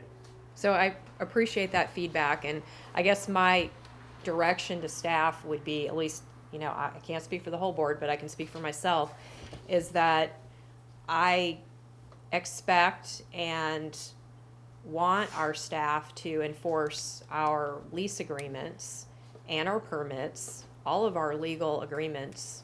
I want those to be enforced, and I'd like to be sure that it's being done without having to just discover that it's not being done. So I would like to know that it's happening as it should be per our agreements. And I don't think that the board should be deviating somehow from a contractual agreement that we have, you know? So I would suggest that then perhaps you take action to withdraw your direction from last month, that staff present to you each month an update on each lease, because I foresee having similar discussions in future months as well. I Sure. certainly wouldn't want to prevent our staff from doing their job and making sure that our leases are being enforced. And I also think that our staff should bring it to the attention of the board when a lease is not in compliance, so that we know what's happening, like when we got the letter from Half Moon Bay about the CDP, or there's been apparently ongoing discussion regarding that. So maybe there's a way to add that to a monthly staff report, so that we just get a quick update in the event that there are any compliance issues with leases. And I think there should be like a checklist for staff to like, look, here are all the leases we have. Have we checked these leases lately to see? Have we audited to make sure we're getting paid the fees we're supposed to be paid, or, all of those types of things? I absolutely don't disagree, Commissioner Brennan. This is the process that we've been embarking on. And so last month we brought you, it was a fairly, I don't think it's, like to say it was a fairly Herculean effort on the part of Glenn and his administrative staff to go through all of the lease files and organize them in such a way that we understood clearly what the term of the lease was, what the payment terms were, so on and so forth. And since that time, we now have systemized a process for making sure that insurance certificates are filed on time, that CPI rent increases are notified to the lessee on time. We found some where that hadn't been done in a number of years. So we are systematically going through that process, absolutely. And so that was, and this was, A, it's good administrative practice, and B, it was the direction of the board when I first got here. So we're doing that systematically, and the first sort of work product out of that was the staff report to you at the last board meeting that Glenn put together. And so at board direction at the last meeting, you guys said, all right, focus in on this one. And so here we are. If the blanket direction is enforce all terms of all leases all the time, then we would still be doing what we're doing now, which is taking them one at a time, looking at them, examining them, working them, because how many leases do we have? 14. 14. So. But I think, just back to the point about the staff report, if you're going to present us with something like this, I think the staff needs to point out to the board where there are inconsistencies or violations or potential violations of the lease, so that we're not looking for a needle in the haystack. We need to know, if you guys know there's an issue, and clearly you did, then don't make it so hard for us to figure out. Put it in the staff report, so that, or it could just be an update in a general manager's report to the board. It doesn't have to be its own agenda item, but just keep us in the loop. If there's an issue, then I think we need to know about it. But I think that we depend on you guys to to send out the letters. You know, the recommended motion here is commissioners may discuss and identify issues for staff follow-up. It's not punishing staff for what they didn't do over 2 decades. So I think that if somebody has some ideas now on the direction to proceed, I think this is the point of us reviewing leases and what we're trying to do to carry the district forward in a more positive direction. Commissioner Bernardo. Thank you. I just have a general question. Okay, I understand this item has been placed on the agenda. And I'm sorry if this is gonna come out as flippant or funny, but I'm not trying to be funny. This is a serious question. Are we going to, with the beginning of this KNRV Park lease review, are we going to begin placing all of our tenants, all of our leaseholders on a monthly trial to go through all their leases and do compliance? Because I just want to know, is that customary and should we do it? These are kind of hypothetical questions because where I come from, it's not done on a board level, it's done kind of on a staff level, and then the staff recommendation does this, and then it's a different process. So I'm just trying to understand, if we're gonna do this, okay, I just want to assure myself that every month we're gonna do this, we're gonna have a new person or a new tenant that we're gonna put before us, and we're gonna say, okay, here's your lease, have you been following? I mean, are we judge and jury here, or is staff gonna make a recommendation? I just wanna understand, because I'm not used to this kind of thing. Well, and I think that speaks to Mr. Miller's point. I mean, if you want us to do this at a staff level, we can simply update Thank you and start, Okay. we'd still do it on a sequential Got it. basis. Then We're- here's my opinion, my personal opinion. I don't believe that this is a board level activity, this is a staff level activity, that's just my own opinion. And whatever recommendations, because I didn't really see a specific recommendation, whatever recommendations you have, I am happy to vote yea or nay, but I don't believe that the board should hash out every detail of every piece of all the points of the lease. I mean, I think that's a laborious process. I think it's kind of it's not a good use of the board's time to do that. I think that that's a staff recommendation. That's just my own opinion. Commissioner Morenas. Okay, I'd like to clarify this a little bit, since I apparently didn't make myself clear. I think it's, in my view, it is the general manager's purview to ask folks that have leases with the Harbor District to comply with the lease, and that's what we're asking you to do. Okay. You inherited this, and now, at least from my point of view, I'm asking you to, and since we started with this, get these items complied with. And as I said here, you know, with respect to some of this, they've been given 90 days. I don't think they deserve 90 days. This has been ongoing for a long time. There's a long history of this. I think you should ask them to comply with the terms according to the agreement in the lease. We've been hearing complaints about the problems with this location for as long as I've lived on the coast side, and I'm sure it's started before that.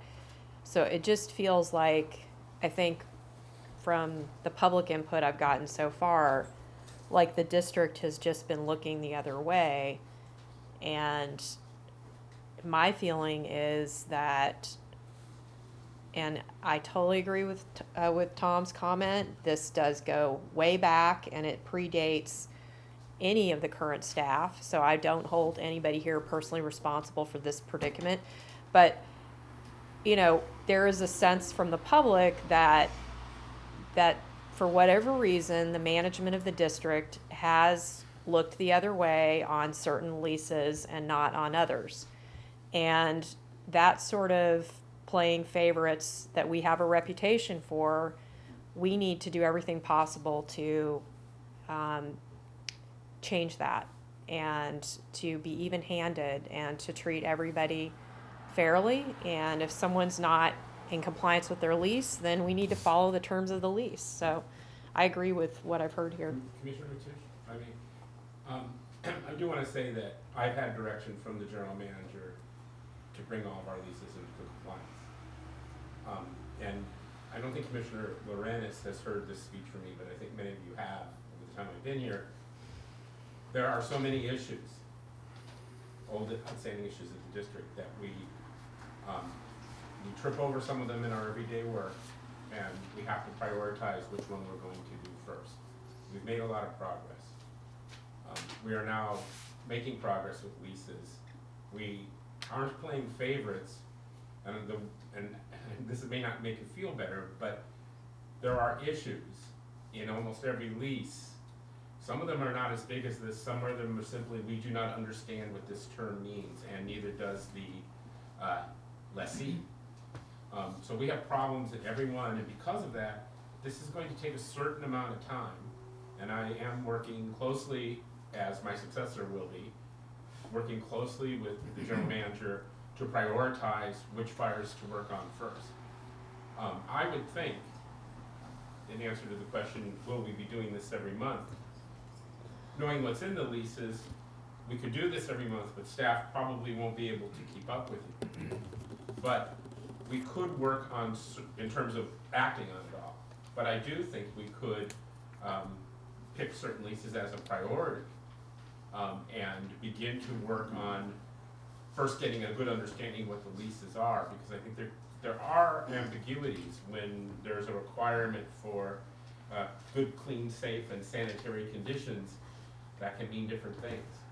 If the Harbor District wrote a letter about a particular lease requirement once and said in the letter, oh, forget about complying with this, it may have a consequence. So we have to look at all these issues, we have to look at them thoroughly, and as I've done before, but now I'm doing probably as much for my successor as myself, it's going to be a matter of we're going to need some patience, but demand to see that some progress is happening somewhere on it. That's reasonable. But these kinds of issues and questions will come up with nearly every lease. We in the administrative office, I'm sorry if I'm taking too much time, but we in the administrative office, when we're trying to figure out what the rent increase is or the security deposit this time, we often have pretty heated discussions on trying to interpret what it really means. So it's not a good thing for staff either that we have so many ambiguities. It makes our job more difficult. And we're anxious to get this all cleaned up as well. Commissioner. So I think that, I agree with, the general sentiment here that this is within the purview of the staff, but at the same time, I think that, we need to have some update as to the progress that you're making, not necessarily for every single lessee, but, I feel like if we're trying to refine our budget to understand better the enterprise funds and public funds, these leases are enterprise funds. And so getting them in compliance, I think, will help further that understanding of, how much we're bringing in, what leases need to be reviewed. I don't even know, not that we need to know all the details, but that's the reason that I think that the lease issue has been a priority for this board in terms of goals and objectives last year and even I think this year. So that's just my thought. Prior to giving direction to staff, I'd like to take some public comment. And on item 9, I'd like to start with Gregory Antone.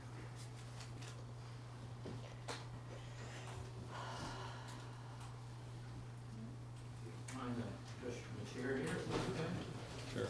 Sure. Like an attorney. I'm Thank guessing. you. Hi, Gregory J. Anton, the attorney for Keaton Nerhan and Canaan Properties. The commentary made is well taken with respect to going through leases and making them comply with what the lease terms are. It's the manner in which that it's done that is the first issue. And that is, as I think Commissioner Quinn commented on, the first thing you do is you have staff review the lease, make any determination that the staff might have as to whether there is a particular area that is being breached or might be, depending on, as the Commissioner said, the interpretation of the language. And then you write off a letter and you comment on these various issues, whichever they may be, And then you hold meetings and hearings with staff and the tenant to determine whether or not they really are in breach or not. The bathrooms, for instance, we have a letter from Peter Brunel previously. This whole issue was raised and resolved, and the manner in which we are operating those bathrooms right now comply with his letter after a full meeting with him regarding that potential, quote, breach. So we tried with that one. As far as the lighting is concerned, it's already been taken care of because the comment was made. We felt that was a valid comment, and when staff comes forward with something reasonable to deal with, we deal with it. So what we're looking forward to is having some kind of an actual dialogue between staff and tenant, and then when there's a reach at the point of a disagreement, if staff is authorized to do so, staff can always issue whatever sanction the lease may call for. In some cases, these leases have provisions for binding arbitration, which means you can't just terminate them, etc. and so on. With respect to the CDP issue, it's one that is really quite complicated. A CDP generally is part of the process of getting a use permit. The CDP is not a building permit, and you don't even have your building permits when you go before the Planning Commission or you go before the Coastal Commission for a CDP. That's not what it's there for. It's for the use permit, the definition of the uses, how you intend to use it, and whether it meets the local coastal program. We have letters from the Coastal Commission that the activities of the last 15, 20 years meet the local coastal program signed by the Coastal Commission. We realized that back in the 1980s and 90s, unlike the one letter we got from staff which said that the district never developed or operated, that's not true. The district did open this RV park and operated it for a while until they wanted to make a whole bunch of physical changes that they really couldn't afford. And the result was they put out an RFP, a request for proposal, to make all these changes. But they did that after going through the process of the local staff, the city planning commission, and getting a full use permit for all those items. That's where the CDP was required. It was required by the city to the Harbor District, and it should have been demanded by at least two public agencies. Yours and the city should have demanded that CDP, if it was required at all, at the time of the use permit. All Mr. Nurhan does is sees an RFP for a whole bunch of things he needs to do. He makes a bid to do them, a contractor, and then if the bid's accepted and he does all the work, he gets a building permit to do that work. All the building permits are approved, the use permit's already been approved, and nobody, and just to point back now and say, oh, it's, the tenant's bad faith or did something wrong. No one ever pointed this out in 20 years that there's no CDP, okay? And we will, if we need to, get into that in a very detailed fashion. We were kind of hoping to work out a discussion with the district, the city, and the Coastal Commission as to just exactly what would be needed now to correct this problem, assuming that the CDP is required. It's kind of like a after-the-fact building permit. I've kind of gone a little bit long I'm on sorry. my time here. It's kind of like an after-the-fact building permit. You've done it before. If you didn't get a permit, sometimes you come in, you have to cut a hole in the wall and look at the electrical and look at the plumbing. We would like to speak with and get together with the city, the planning commission, you, and the Coastal Commission, and see whether or not there's a way of rectifying this. And doing that, and then in a good faith effort, find out where it all went wrong for 20 years. So noted. Thank you very much. Next is Keaton, your hand. This letter was the custody council meeting was 2015.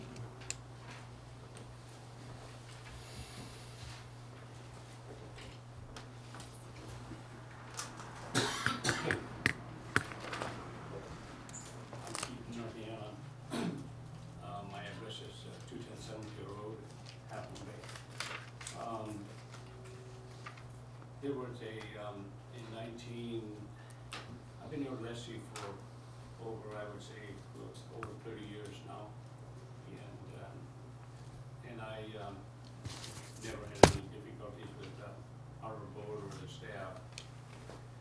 in 1990s, there was a incident happened. This was the unpaved parking lot that Harbor District owned it. And in the incident, they, I think Harbor lost close to $500,000 in that accident because somebody took and fell who was staying there in the RV. So then, in the meantime, the city of Half Moon Bay put a lot of conditions on the Harbor District to improve the property. They went through the process, and then they put in an RFP, request for proposal. Am I right? RFP. Yeah, that's what it is. So in that one, they advertised in Chronicle and every other place, and I happened to make an offer to. There was no takers because it was a pretty sad situation there. So I went ahead and made an offer, and it was a pretty expensive project to do. And went ahead and undertook that. Market was very bad. Harbor District didn't have any money at that time. I scrounged around like whatever I had to do to produce the project there. Undergone utilities to all the conditions that the city put on at that time by the planning commission, approvals in against the Harbor District. And so I proceeded with that and got a permit from the city. They said, all those conditions as long as you met, you guys can go ahead and proceed with. And so they means the city of Half Moon Bay and Harbor District. Harbor District is the landowner, and they had all those conditions put on it way before they put the RFP. The only thing I did was went ahead and did all the improvements and spent the money on that. And that was, I had to plant 70 trees, which we did, and we planted alongside of the fence. Somebody complained, we put them inside the fence. Fence was, they didn't like the color, we changed the color of the fence. And ingress egress was there on the property. We put sand and water separator, oil and water separator there. It wasn't even called for it, they didn't even know what it was. So any runoff comes off the parking lot, it goes into that, so none of the oil or the car, tires, whatever material comes off it, it does not go into the ocean. So we took every precaution to do that. So then the trees have grown up in the past 20 years. That's not my fault. They grow. And now they're blocking a certain amount of the visibility. And one of the commissioners mentioned that we're blocking the views. If you ask me to take the trees down, I would take the trees down, we have to get permits from the city of Half Moon Bay too. We'll get that taken down, then you're going to be looking at the tail end of the RVs over there. It doesn't make sense if I'm operating that or somebody else's. When I took over the place, I looked at some of the numbers. The Harbor District was bringing in close to $18,000 to $20,000 a year.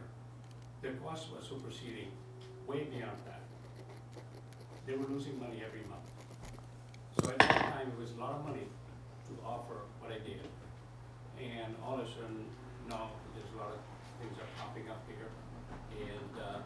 And I know we have some new commissioner here who has some questions here, which he already put them on the table. I think there's a lot more to it. Before we go any further, I think the staff level, give me a list of what I have to do. And not that. On the other hand, we have an arbitration clause in our lease agreement. That agreement stands. And that we can go to arbitration if there is. You guys feel like doing that. So it's just you just don't say that, oh, we're gonna give you 30-day notice and you're going out the door and I'll leave that money. If you capitalize money from 1990s, how much money I put into it versus what it's worth now, they're two different things. When you take a business if it's not doing any good. I know Sabrina, you're a business person, some of the other folks are, Tom is, and you take a look at, you start business from the bottom, you build it, then you have an asset. Before that, it's a liability. I took a liability, converted that into an asset. It is an asset now. If I'm not making the appropriate payments or something, or anything else, tell me, I'll take care of it. If there's something I'm missing here that I'm not doing, I'm happy to do that. Keith, thank you very much. Sorry if I took extra time. No, that's fine. Keith Mangold. Assertions contrary to the facts before. Hi, my name is Keith Mangold. I do a lot of water quality testing in the area for a couple different agencies and surfriders. And the thing that is certainly an issue there that maybe may or may not be completely the RV park's lot, but the apparent condition that there be a public restroom that's open in that area, and the fact that there has not been, is causing a major problem in that issue. And anybody that knows the area well, that walks across the street and sees the willow trees over there being used as a latrine, you know, that's unacceptable. I mean, it's a public health issue. I don't know how many ordinances and whatever it violates, but there's certainly an issue there. It's across the street from the Harbor District, but let's face it, it's the people that are on the beach that are going back there and using it as a latrine.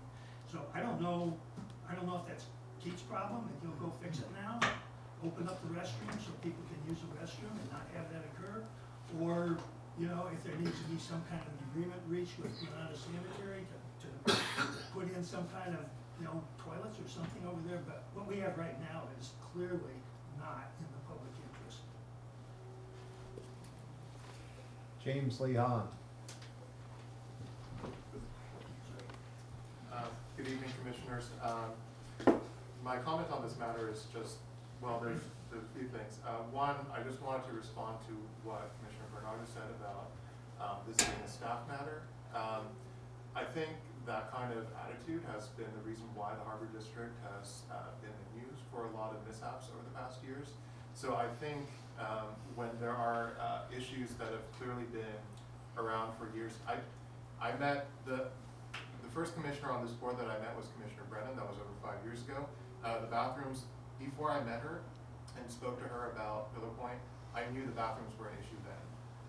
So these issues have been going on a long time. So I think when they've been going on this long, I do think a little board, quote unquote, micromanagement is really important. Secondly, I just want to say that I support the Mid-Coast Community Council's letter. What's going on at the RV park is not in compliance with the Coastal Act. It needs to be brought to compliance. Big priority, as the previous gentleman said, was to get a public bathroom installed in that location.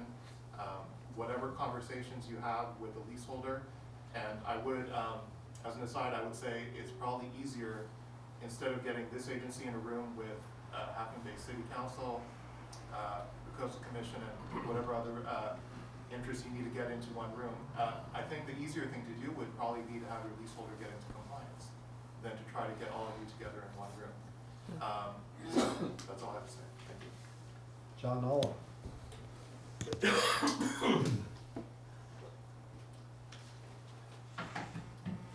On this issue, I'm somewhat of a historian. It is true, Mr. Hingham really should be given a lot of credit because it was a disaster at the RV lot back then. There were parties, they had ineffective patrols, they had to declare an emergency session so they could get the Half Moon Bay police to run the place. It was a disaster. And I can picture that it's just another mess that Mr. Tucker, Mr. Paravano, Mr. Grinnell left behind for you guys to clean up. And there's probably a lot more coming. You should know that in 2002, the city notified the Harbor District that there was a problem with the CDP.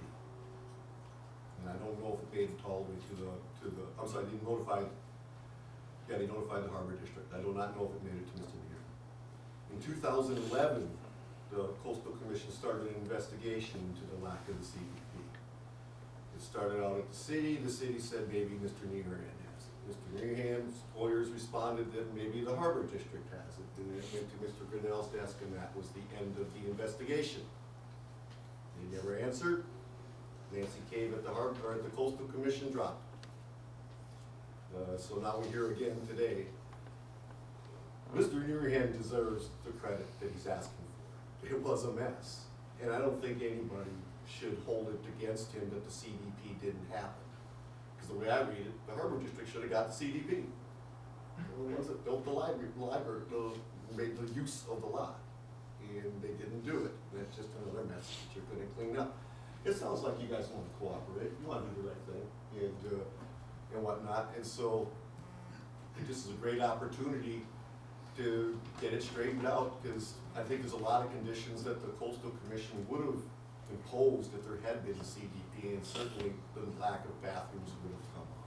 If you close a public bathroom, when there aren't any other public bathrooms next to the ocean, that's an issue for the Coastal Commission. So hopefully, we all can work it together, and it doesn't have to go this way. And I really admire the staff, because I've opened up cans of worms before, but you guys are in a worm can factory.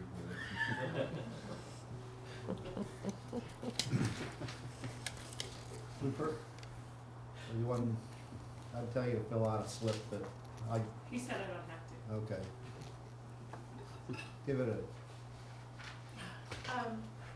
I just wanted to congratulate Commissioner Bernardo for his steadfast support of Peter Grinnell and all the other cronies back then, because obviously they were doing a damn good job of managing this district. And I'm basing that based on Glenn's report of all the leases and things like that. So, kudos. I believe that we should blame Sabrina for doing her best to clean up the district and all the stuff that she's done to issue reforms and maybe hasten Peter's leaving the district and things like that. So bad, Sabrina, bad for getting rid of all the people, all the mismanagement that was going on in the district. Thanks. I'd like to hear a recommendation from a commissioner to direct staff to follow up with Mr. Nierenhan and his lease. Well, I'd just like to comment that I would like to be sure that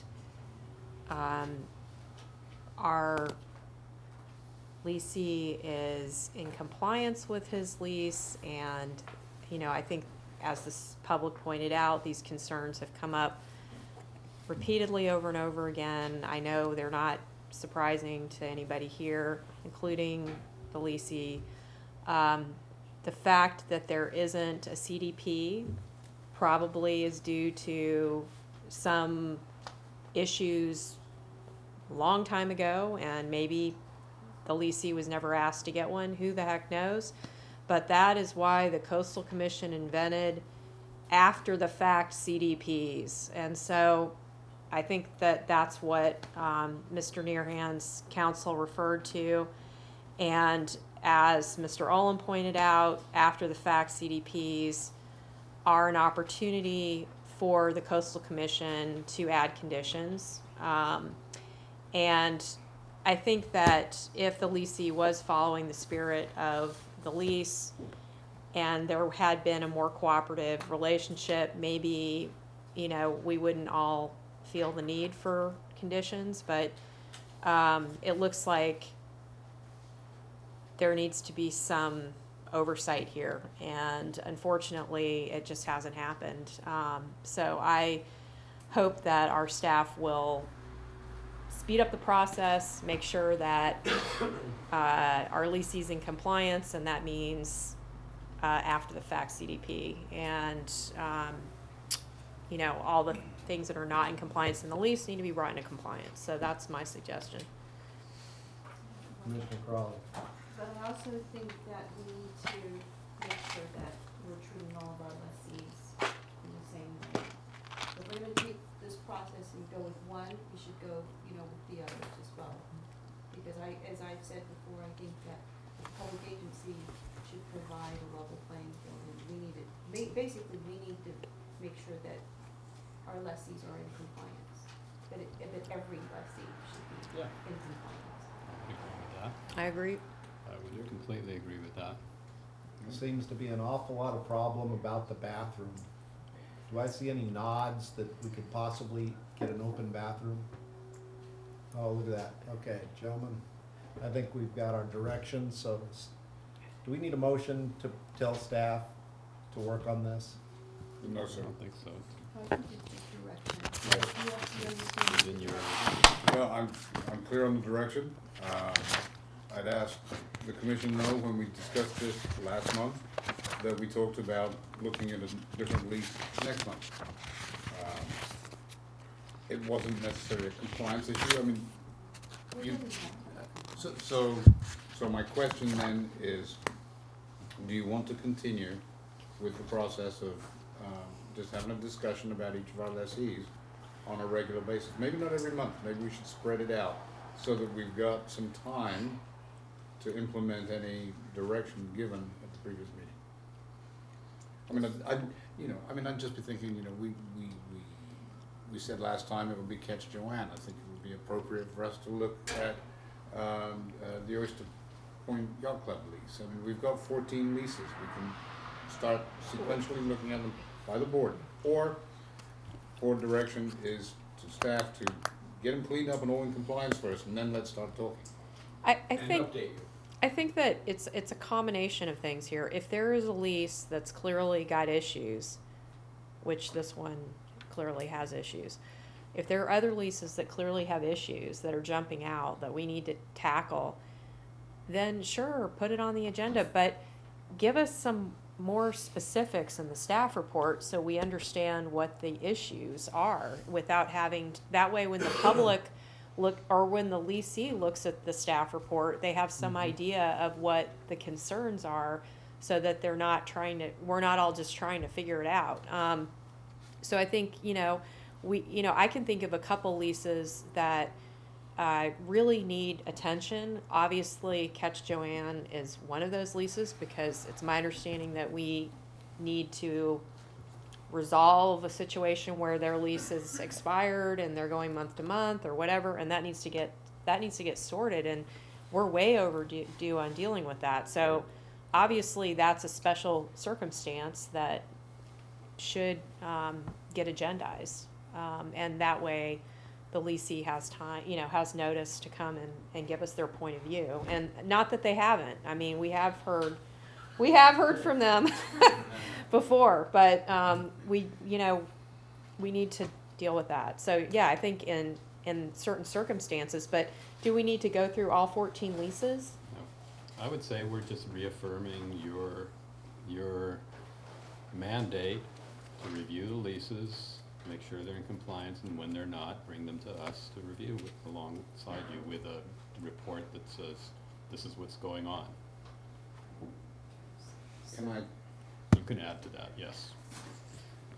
If they're not in compliance and efforts to resolve the non-compliance have not been successful. Exactly. Yeah, I think that's, Exactly. yeah. I mean, we're giving you what you already know I that will- that's what you should be doing. Well, I think one of the reasons I kind of put this issue out there last time is that it hasn't really been, at least since I've been on the board, as out there in terms of updates and things. And there's been so many discussions, and it just feels like there are pieces, but no real update. And so that was my thing. I don't want, since the leases have been a priority, I don't want the staff to drop it and not think that we don't think it's important. And I'm not saying you are, but the perception could be that way. Okay. That's the only reason I kind of brought it up in a quiet way, I guess. You got it. I think the direction of the board is clear. Thank you. Good.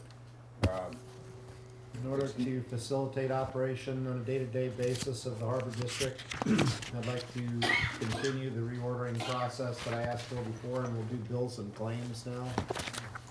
So I had a request to pull item 1. Let me find that. So my only,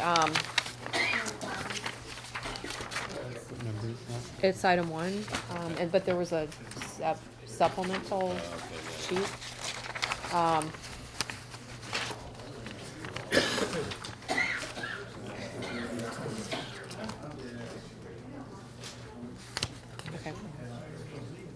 So should I start or we want to Yeah. wait for? Okay. So the only thing I wanted to point out is just that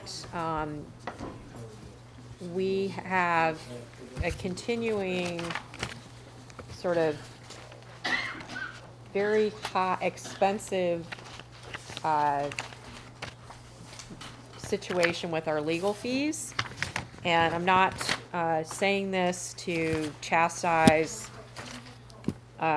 Mr. Miller at all. It's, you know, it's just something that I think the board needs to be aware of. We've got $21,000 in Hanson Bridget fees, and then we've got $12,000 in Liebert Cassidy, and I think we'd hoped that those fees were going to go down over time. It doesn't appear that that's happening, and so that's something that I just wanted to let the board know that the Finance Committee has been discussing, and we're hoping to maybe come up with a chart that doesn't talk about what specifically those fees were for, but where we can look at, you know, how we're doing. Are we bringing down these costs? Are they going up? You know, what to do about it. So that was my only comment. That's it.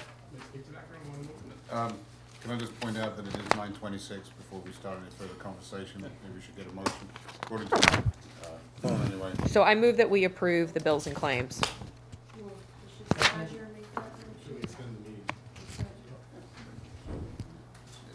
Okay, I move that we approve bills and claims. Would you like a second? All right, roll call. President Mateo, Aye.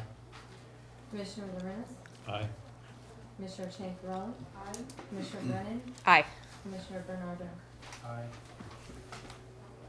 So we're up against a meeting deadline, so I think we've got enough that it would warrant extending the meeting for half an hour until 10 o'clock. So is there a motion to extend the meeting until 10 o'clock? I move to extend the meeting till 10 o'clock. I second.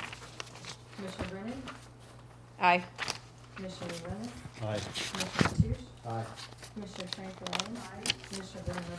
Aye. All right. Item 8. Surfers Beach Project status update, Mr. Moran. This is an update on the Surfers Beach Pilot Sand Replenishment Erosion Protection Project. No action is required. Information only. The goal of the Surfers Beach Replenishment Pilot Project is to remove sediment which is built up inside the Pillar Point Harbor outer breakwater and move it to the Surfers Beach for beneficial reuse. Surfers Beach has suffered from significant beach erosion attributed, at least partly, to the construction of the Pillar Point Harbor outer breakwater. The Board of Harbor Commissioners approved this pilot project in October 2015. Pursuant to that approval, the district executed an agreement with consultant Bradley Damitz to obtain grant funding for the soft costs of the project. Consultant Brad Damitz has come today to give us a little update on the project Oh my in a PowerPoint presentation. We should have moved. Brad Damitz. Thank you, Brad. Good evening.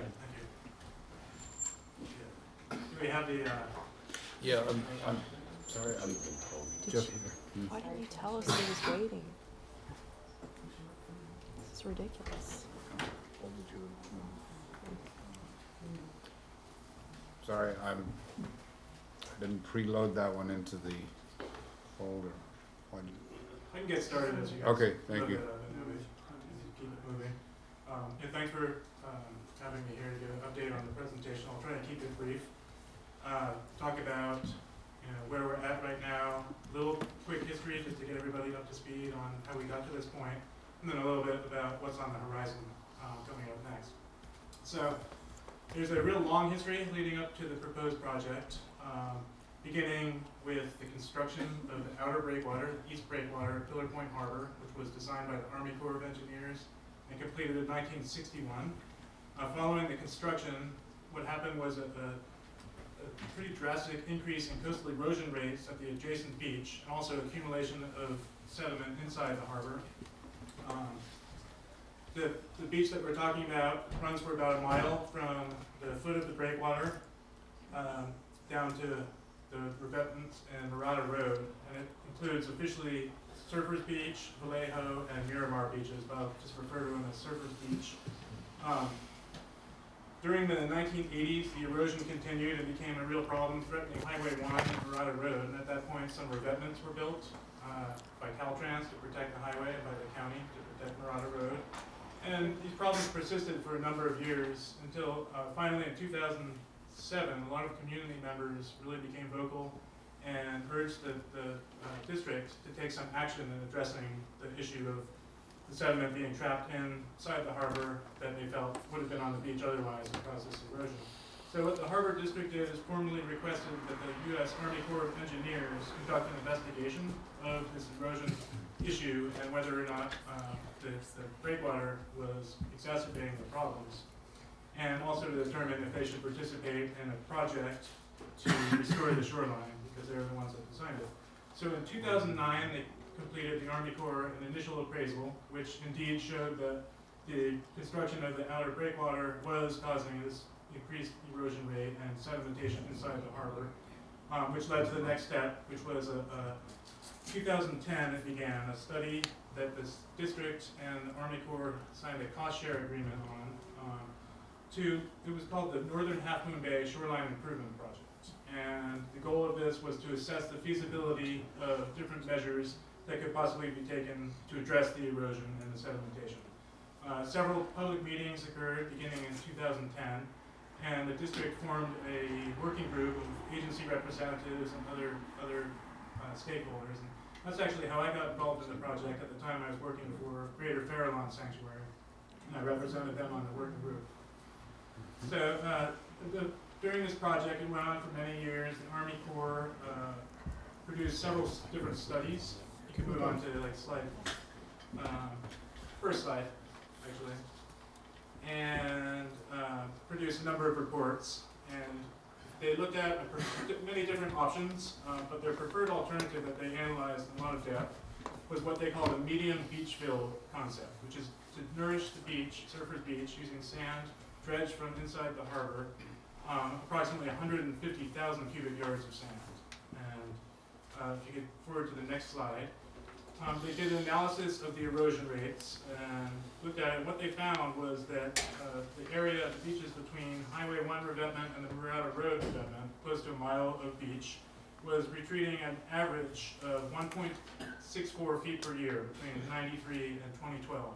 That's average, and that's obviously like this year and last year during the winters it was significantly more than that. This equates to 4,200 cubic yards per year being washed away from the bluffs. And also they found that that was a rate 7 times higher than a similar, geologically similar stretch of coast just south of there that wasn't affected by the outer breakwater. So they also found that there's a significant accumulation of sediment inside the harbor. We're talking about 2,000 cubic yards per year getting trapped inside that would have likely otherwise ended up on the beach there. And over the years, over the 55 plus years since the breakwater had been constructed, that's over 250,000 cubic yards of good quality sand inside the harbor. Next slide, please. So unfortunately, the Army Corps, maybe a year or so ago, announced that they had determined, based on the results of this feasibility study and economic analysis that they conducted, that there's not a federal interest in the project, which means that they would not move forward with an Army Corps federally funded project to move that sand and place it on the beach. Based on that news, that the Army Corps wouldn't be moving ahead with their project, the District Board of Harbor Commissioners decided in 2015 that it would be in the best interest of the district to pursue their own pilot project to address these issues of sand being inside the beach. And in early 2016, late 2015 or so, the board approved a contract with me to work on the project as a consultant if I could bring in funding to cover the costs of the planning and the implementation of the project. So next slide, please. Soon after that, the first step was working with the district on submitting a grant application to the California Division of Boating and Waterways, or DBW, for $800,000, and that's to be to fund the implementation of the project. And what we're talking about is $400,000 to $600,000 of that going towards the construction, actually moving the sand from inside the harbor to the beach, and then another $200,000 to $400,000 to do some pretty in-depth monitoring of where the sand goes and if there's any impacts and that kind of thing. So as John mentioned, the good news is that our pilot Surfers Beach project was recommended by DPW and was hence included as a line item in the governor's budget, the governor's proposed budget, which was released in January. That's definitely good news. However, there's a caveat that it's still a preliminary budget proposal, and everything in that budget is subject to change. So we won't know until probably June of 2017 when the final budget is passed whether or not we will definitely get the funding. I'm optimistic about it, but if it doesn't come through, then there's a plan B and there's some other sources that we can go after to try and fund the project. Next week, please. So next step after applying for that one, because it was due last February, was to try and find some funding to cover some of the planning costs of getting the design for the project and all of the permitting and the environmental work done.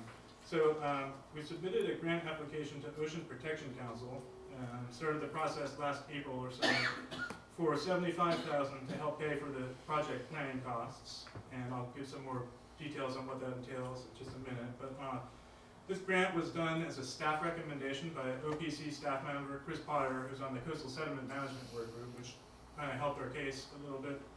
And it was approved at the OPC meeting in Sacramento in October. And recently, as John, I believe, mentioned, the OPC issued a draft grant agreement to the district. It's now being reviewed, which means that work on the project is going to roll into high gear real soon in the planning phase, and we'll get the ball rolling real soon on that. Next one. So the currently proposed project that we're talking about in my update today is essentially a scaled down version of what the Army Corps of Engineers was evaluating with 150,000 cubic yards. What we're proposing is one-time placement of up to 75,000 cubic yards of sand from what's accumulated inside the outer breakwater. We call it a pilot effort, and that means that one of the major objectives of the effort is to closely study and monitor if the project is effective, where does that sand go, if there's any environmental impacts that may not be acceptable. And it's also pilot because a full-scale project of 150,000 cubic yards at this time wouldn't be possible under Monterey Bay sanctuary regulations. So there's going to be an extensive biological and physical monitoring program, and the purpose of that is that if the monitoring does indicate that the project is effective in doing what it's planned to do, which is to mitigate that erosion, and it doesn't cause unacceptable impacts, both of which we're expecting to happen, then it's envisioned that a larger beach nourishment project could move forward in the future, and the sanctuary is looking at changing their regulations over the next few years. So ideally, this is a pilot project would lead to a larger program in the future. Next one. Real quickly on some of the project goals and benefits, John kind of touched on that, but the overall goal is to address that accelerated coastal erosion that's occurring along Surfers Beach, and also the accumulation of sediment that's causing problems inside the harbor as a result of the breakwater construction and finished in 1961. The two main issues are, number one, that we hope to address are, number one, impaired public access and recreational impacts, which has been a big problem, and we've heard from a lot of the local users that it's really dangerous at times to access that beach there, which used to be a nice sandy beach. It was really treasured by the local community years ago. The second major issue that it will address is damage from coastal storms, and I don't think I need to give any details about that. If you just look at what's been happening this year and last winter, we're seeing some major impacts when these big winter storms come through. A lot of benefits of the project that would be expected, specifically preventing or mitigating the erosion problem and the retreat of the sea cliffs, improving the protection of the highway and other structures like Murata Road, increasing the quantity and the quality of public access, and reducing the need for hard structures like seawalls and revetments, which also tend to increase the erosion problem and you lose more beach. And also, last but not least, improving beach and wildlife habitat. Next one, please.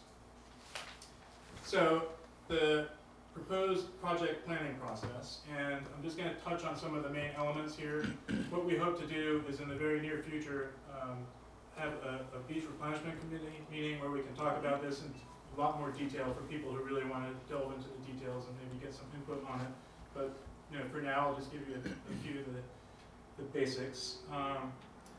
And I should say that some of the initial planning has already begun. Just in order to put together the grant applications, we had to come up with a lot of conceptual information and project plans that were being proposed.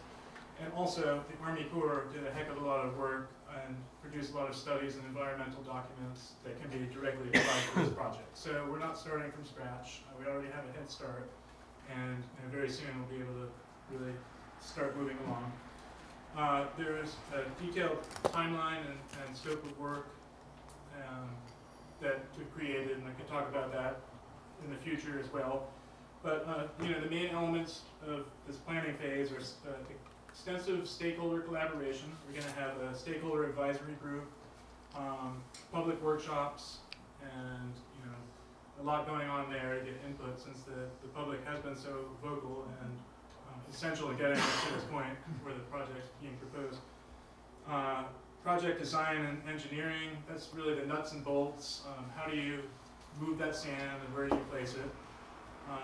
Environmental review, CEQA analysis, sediment sampling to make sure that the sand, which we think it is good beach quality sand that's free of contaminants, and biological studies as well. Then there's the permitting and agency consultation, which could be an hour presentation in its own, so I won't even get into that, but that's a big part of the project, is getting the permits and the approvals from all these different agencies that are involved. And finally, setting up that biological and physical monitoring program that I mentioned before. Next one, please. Finally, once the planning process is completed, we move on to the implementation phase, and that's where we actually do the monitoring and take the sand and move it from inside the harbor to along the beach. There's obviously a lot of work that needs to happen, a lot of planning before that happens. But we're anticipating and hoping that in spring or summer of 2018 we can start to move that sand and expect it to take between 1 to 3 months to complete. And it's such a wide range right now because we don't know exactly how it's going to be moved and what methods are going to be used and when the permitting agencies might put constraints on certain times of the year. So hoping for spring or summer and expecting about 1 to 3 months. And we would start the monitoring several months beforehand to get a good baseline to be able to compare the conditions before and after. And then ideally continue monitoring it for up to 2 years after that to get the information, really complete information to agencies like the sanctuary to show them that this is a project that they can support in the future. So finally, in closing, you can't see it real well, but I put my contact information up there. I'll read my email just in case you can't see it. It's brad.damitz, D-A-M-I-T-Z, @me.com.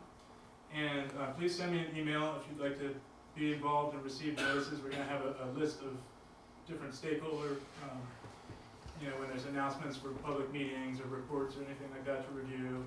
So if you'd like to be involved or stay appraised of the project, please send me an email on that. And I guess in summing it up, good news, the project is finally going to start getting off the ground. We're moving forward. Funding is looking positive, and I'm really looking forward to getting the ball rolling and getting started on it. Could you read the phone number you're on? Phone number, yeah, We can do last 415-259-5766. Could you hang out for a minute so we could ask questions? Okay. Yeah, I have a question for Brad when it's. Commissioner Brennan. Okay, thanks. Well, first I just wanted to thank you for sticking it out here tonight, and I apologize for this taking so long, and I apologize to the public too. We're going to one meeting a month, and we should have moved this up earlier in the meeting, so my deep apologies about that. But I did appreciate the presentation. It's really fantastic to hear that things are moving in a positive direction. I had heard recently from someone who retired from the Army Corps, the guy who used to be in charge of the project for them. I can't. Yes, John sent me an email, and he said a couple weeks ago that they were finished with. They were finally going to release the absolute final report, and I said, "Great." Send it to our general manager, and I'd asked him to copy me on it. I never got anything, so I wondered, did you get that from him yet? No, I thought we already had that. Maybe you had it. Yeah.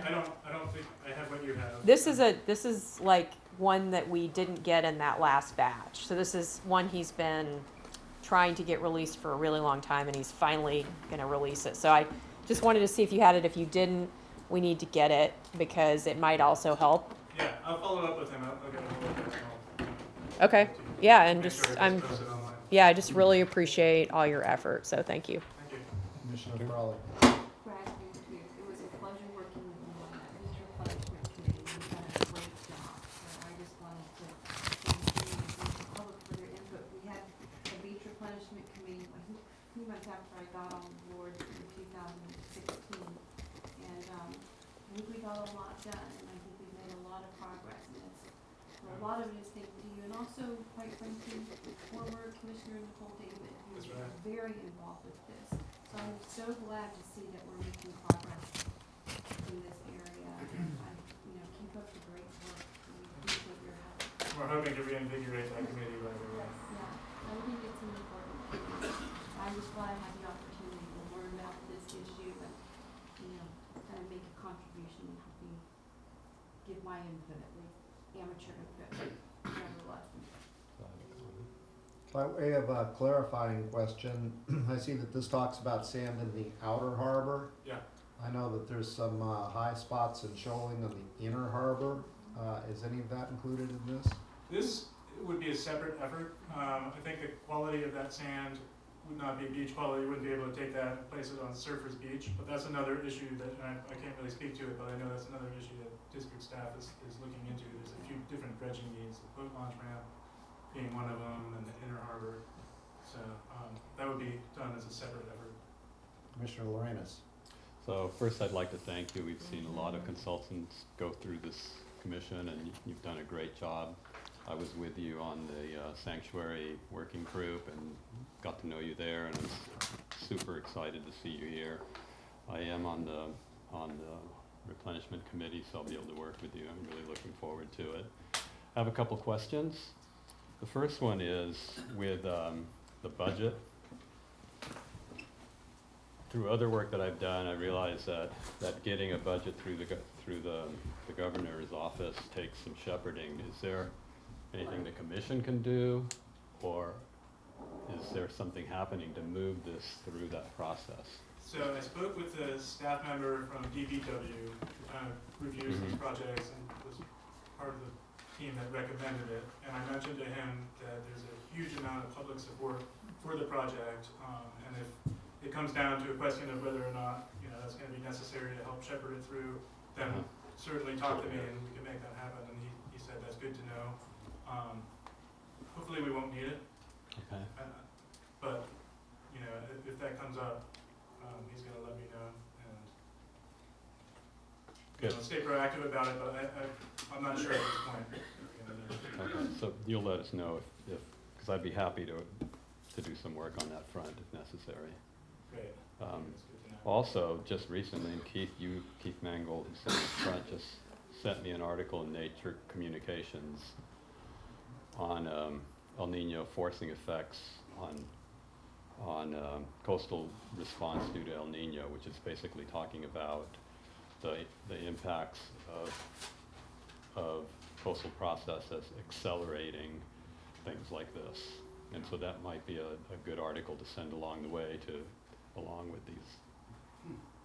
Yeah, and if you want, I can send it to you. Yeah, could you send it to me? Yeah. Thank you. There's also a really good article in the LA Times about the erosion last winter. And it was, I think, like 75% higher than normal, and significantly higher than all the other El Ninos, even like back in the 80s, it was considered to be huge. Yeah. Okay, thank you.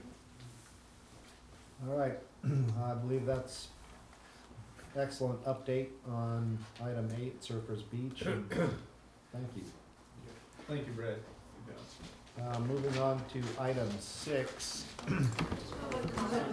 Oh, we got, yeah, sorry about that. Let's all comment at once.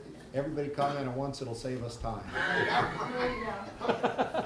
Why didn't you think of it James before? Hahn. Good evening. I just wanted to thank you guys for pushing this forward. I want to thank Mr. Damitz for working so hard on this project. While we're thanking folks, I did want to thank Commissioner Brennan, who's not here right now, but I attended the Beach Replenishment Committee meeting she held in 2012, which was an unofficial meeting, but it was really well attended. She held another meeting about coastal erosion last fall at the Douglas House, and Douglas House was packed to the rafters, and so I bring that up to just request to the commission and to folks working on this issue to make sure that whatever meetings, workshops you hold about this issue, to please make sure that they're very well noticed. I would really appreciate that. Also, I noticed that the Beach Replenishment Committee hasn't met in 11 months, so I'm really glad to hear that folks want to revive that. Please meet. And also, real quickly, I know that when Commissioner David was on the board sent a letter to the BCDC about sand mining in the bay and about how that affects the type of beach replenishment, the beach replenishment of beaches downstream on the coast. So I would I just kind of wondered if there was any follow-up from that. It was a nice gesture to do that. It was a nice thing to notify the BCDC about, but maybe if that could be followed up on, that'd be great. And just lastly, I would really request that this commission consider getting a science advisor. It could be someone like Brad, it could be someone who does it on a volunteer basis, but with all the climate change issues, sea level rise issues, coastal process issues that this board has to deal with, public access, everything, it seems like, maybe not for Commissioner Lorenas, but for a lot of the board members, some basic background in some of these issues would really be helpful. There was an attempt to hold a discussion about sea level rise at Oyster Point back in January of last year, I think, and that was unfortunately shot down by a board majority. And I think if this board had more education about the issues that this board oversees, that wouldn't happen. So thank you. Matthew Hogan. Hey, my name's Matt Hogan, and I've been a coastal resident for about 40 years now. Been watching the erosion, which as everybody's seen, it's kind of got hit an inflection point in the past couple of years. And unlike the filthy mess that Mavericks has become, which seems more of an ego issue than anything else, this erosion issue is a real issue of public health, environmental and natural resources issue, a fiscal issue in the sense that it's threatening businesses and homes, and it's not a new issue either. Public organizations have been pontificating this issue for 45 years with no apparent action. Your harbor, not your fault, but your harbor or your poorly constructed harbor is the main cause of the erosion, and something's going to need to be done sooner or later. So I'm asking you guys, to the extent that you guys can help push through the project, I'm asking you to prioritize that. The community is organizing and will not stand by for 4 or 5 more years of erosion, which is potentially more than 1.64 feet a year in the past couple of years. It's a matter of time before a child goes off the coastal trail. It's a matter of time before Mulatto goes and those businesses have to shut down. The beaches are already gone, so please, I implore you, to the extent that you can, help influence a sustainable solution that you do. That's all I have to say. Thank you. Okay, moving right on to item 6, Public Records Act Policy. Approve policy 5.4.0 and adopt resolution number 17-1. Staff report. So, just a little bit, starting with a little background with that. In January, excuse me, my try to breathe.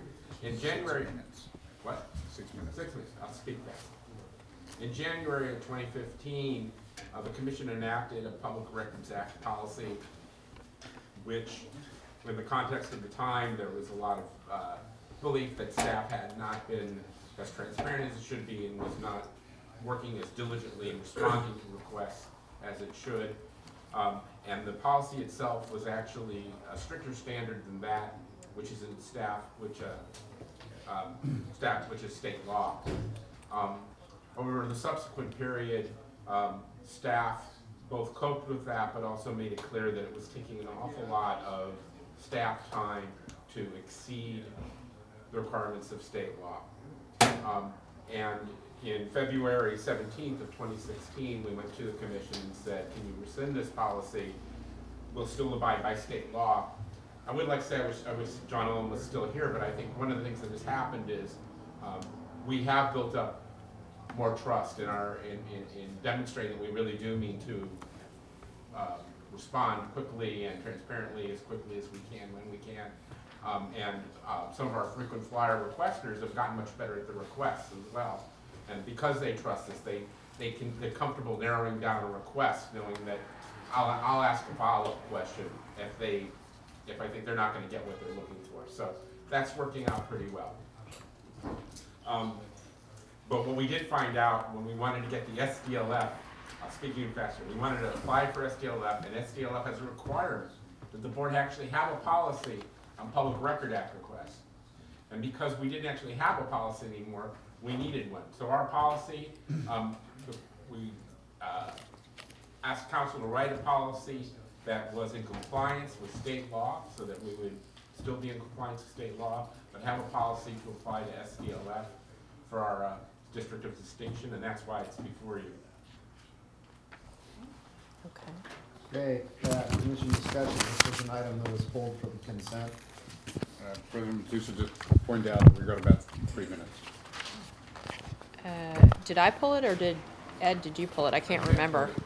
What's that? I Oh, pulled it. okay. And you've got Okay, we have 2 public comments, so we're not gonna make this in 3 minutes unless you wish to extend the meeting again. Can we just have this come back for the next meeting? Yeah. Okay.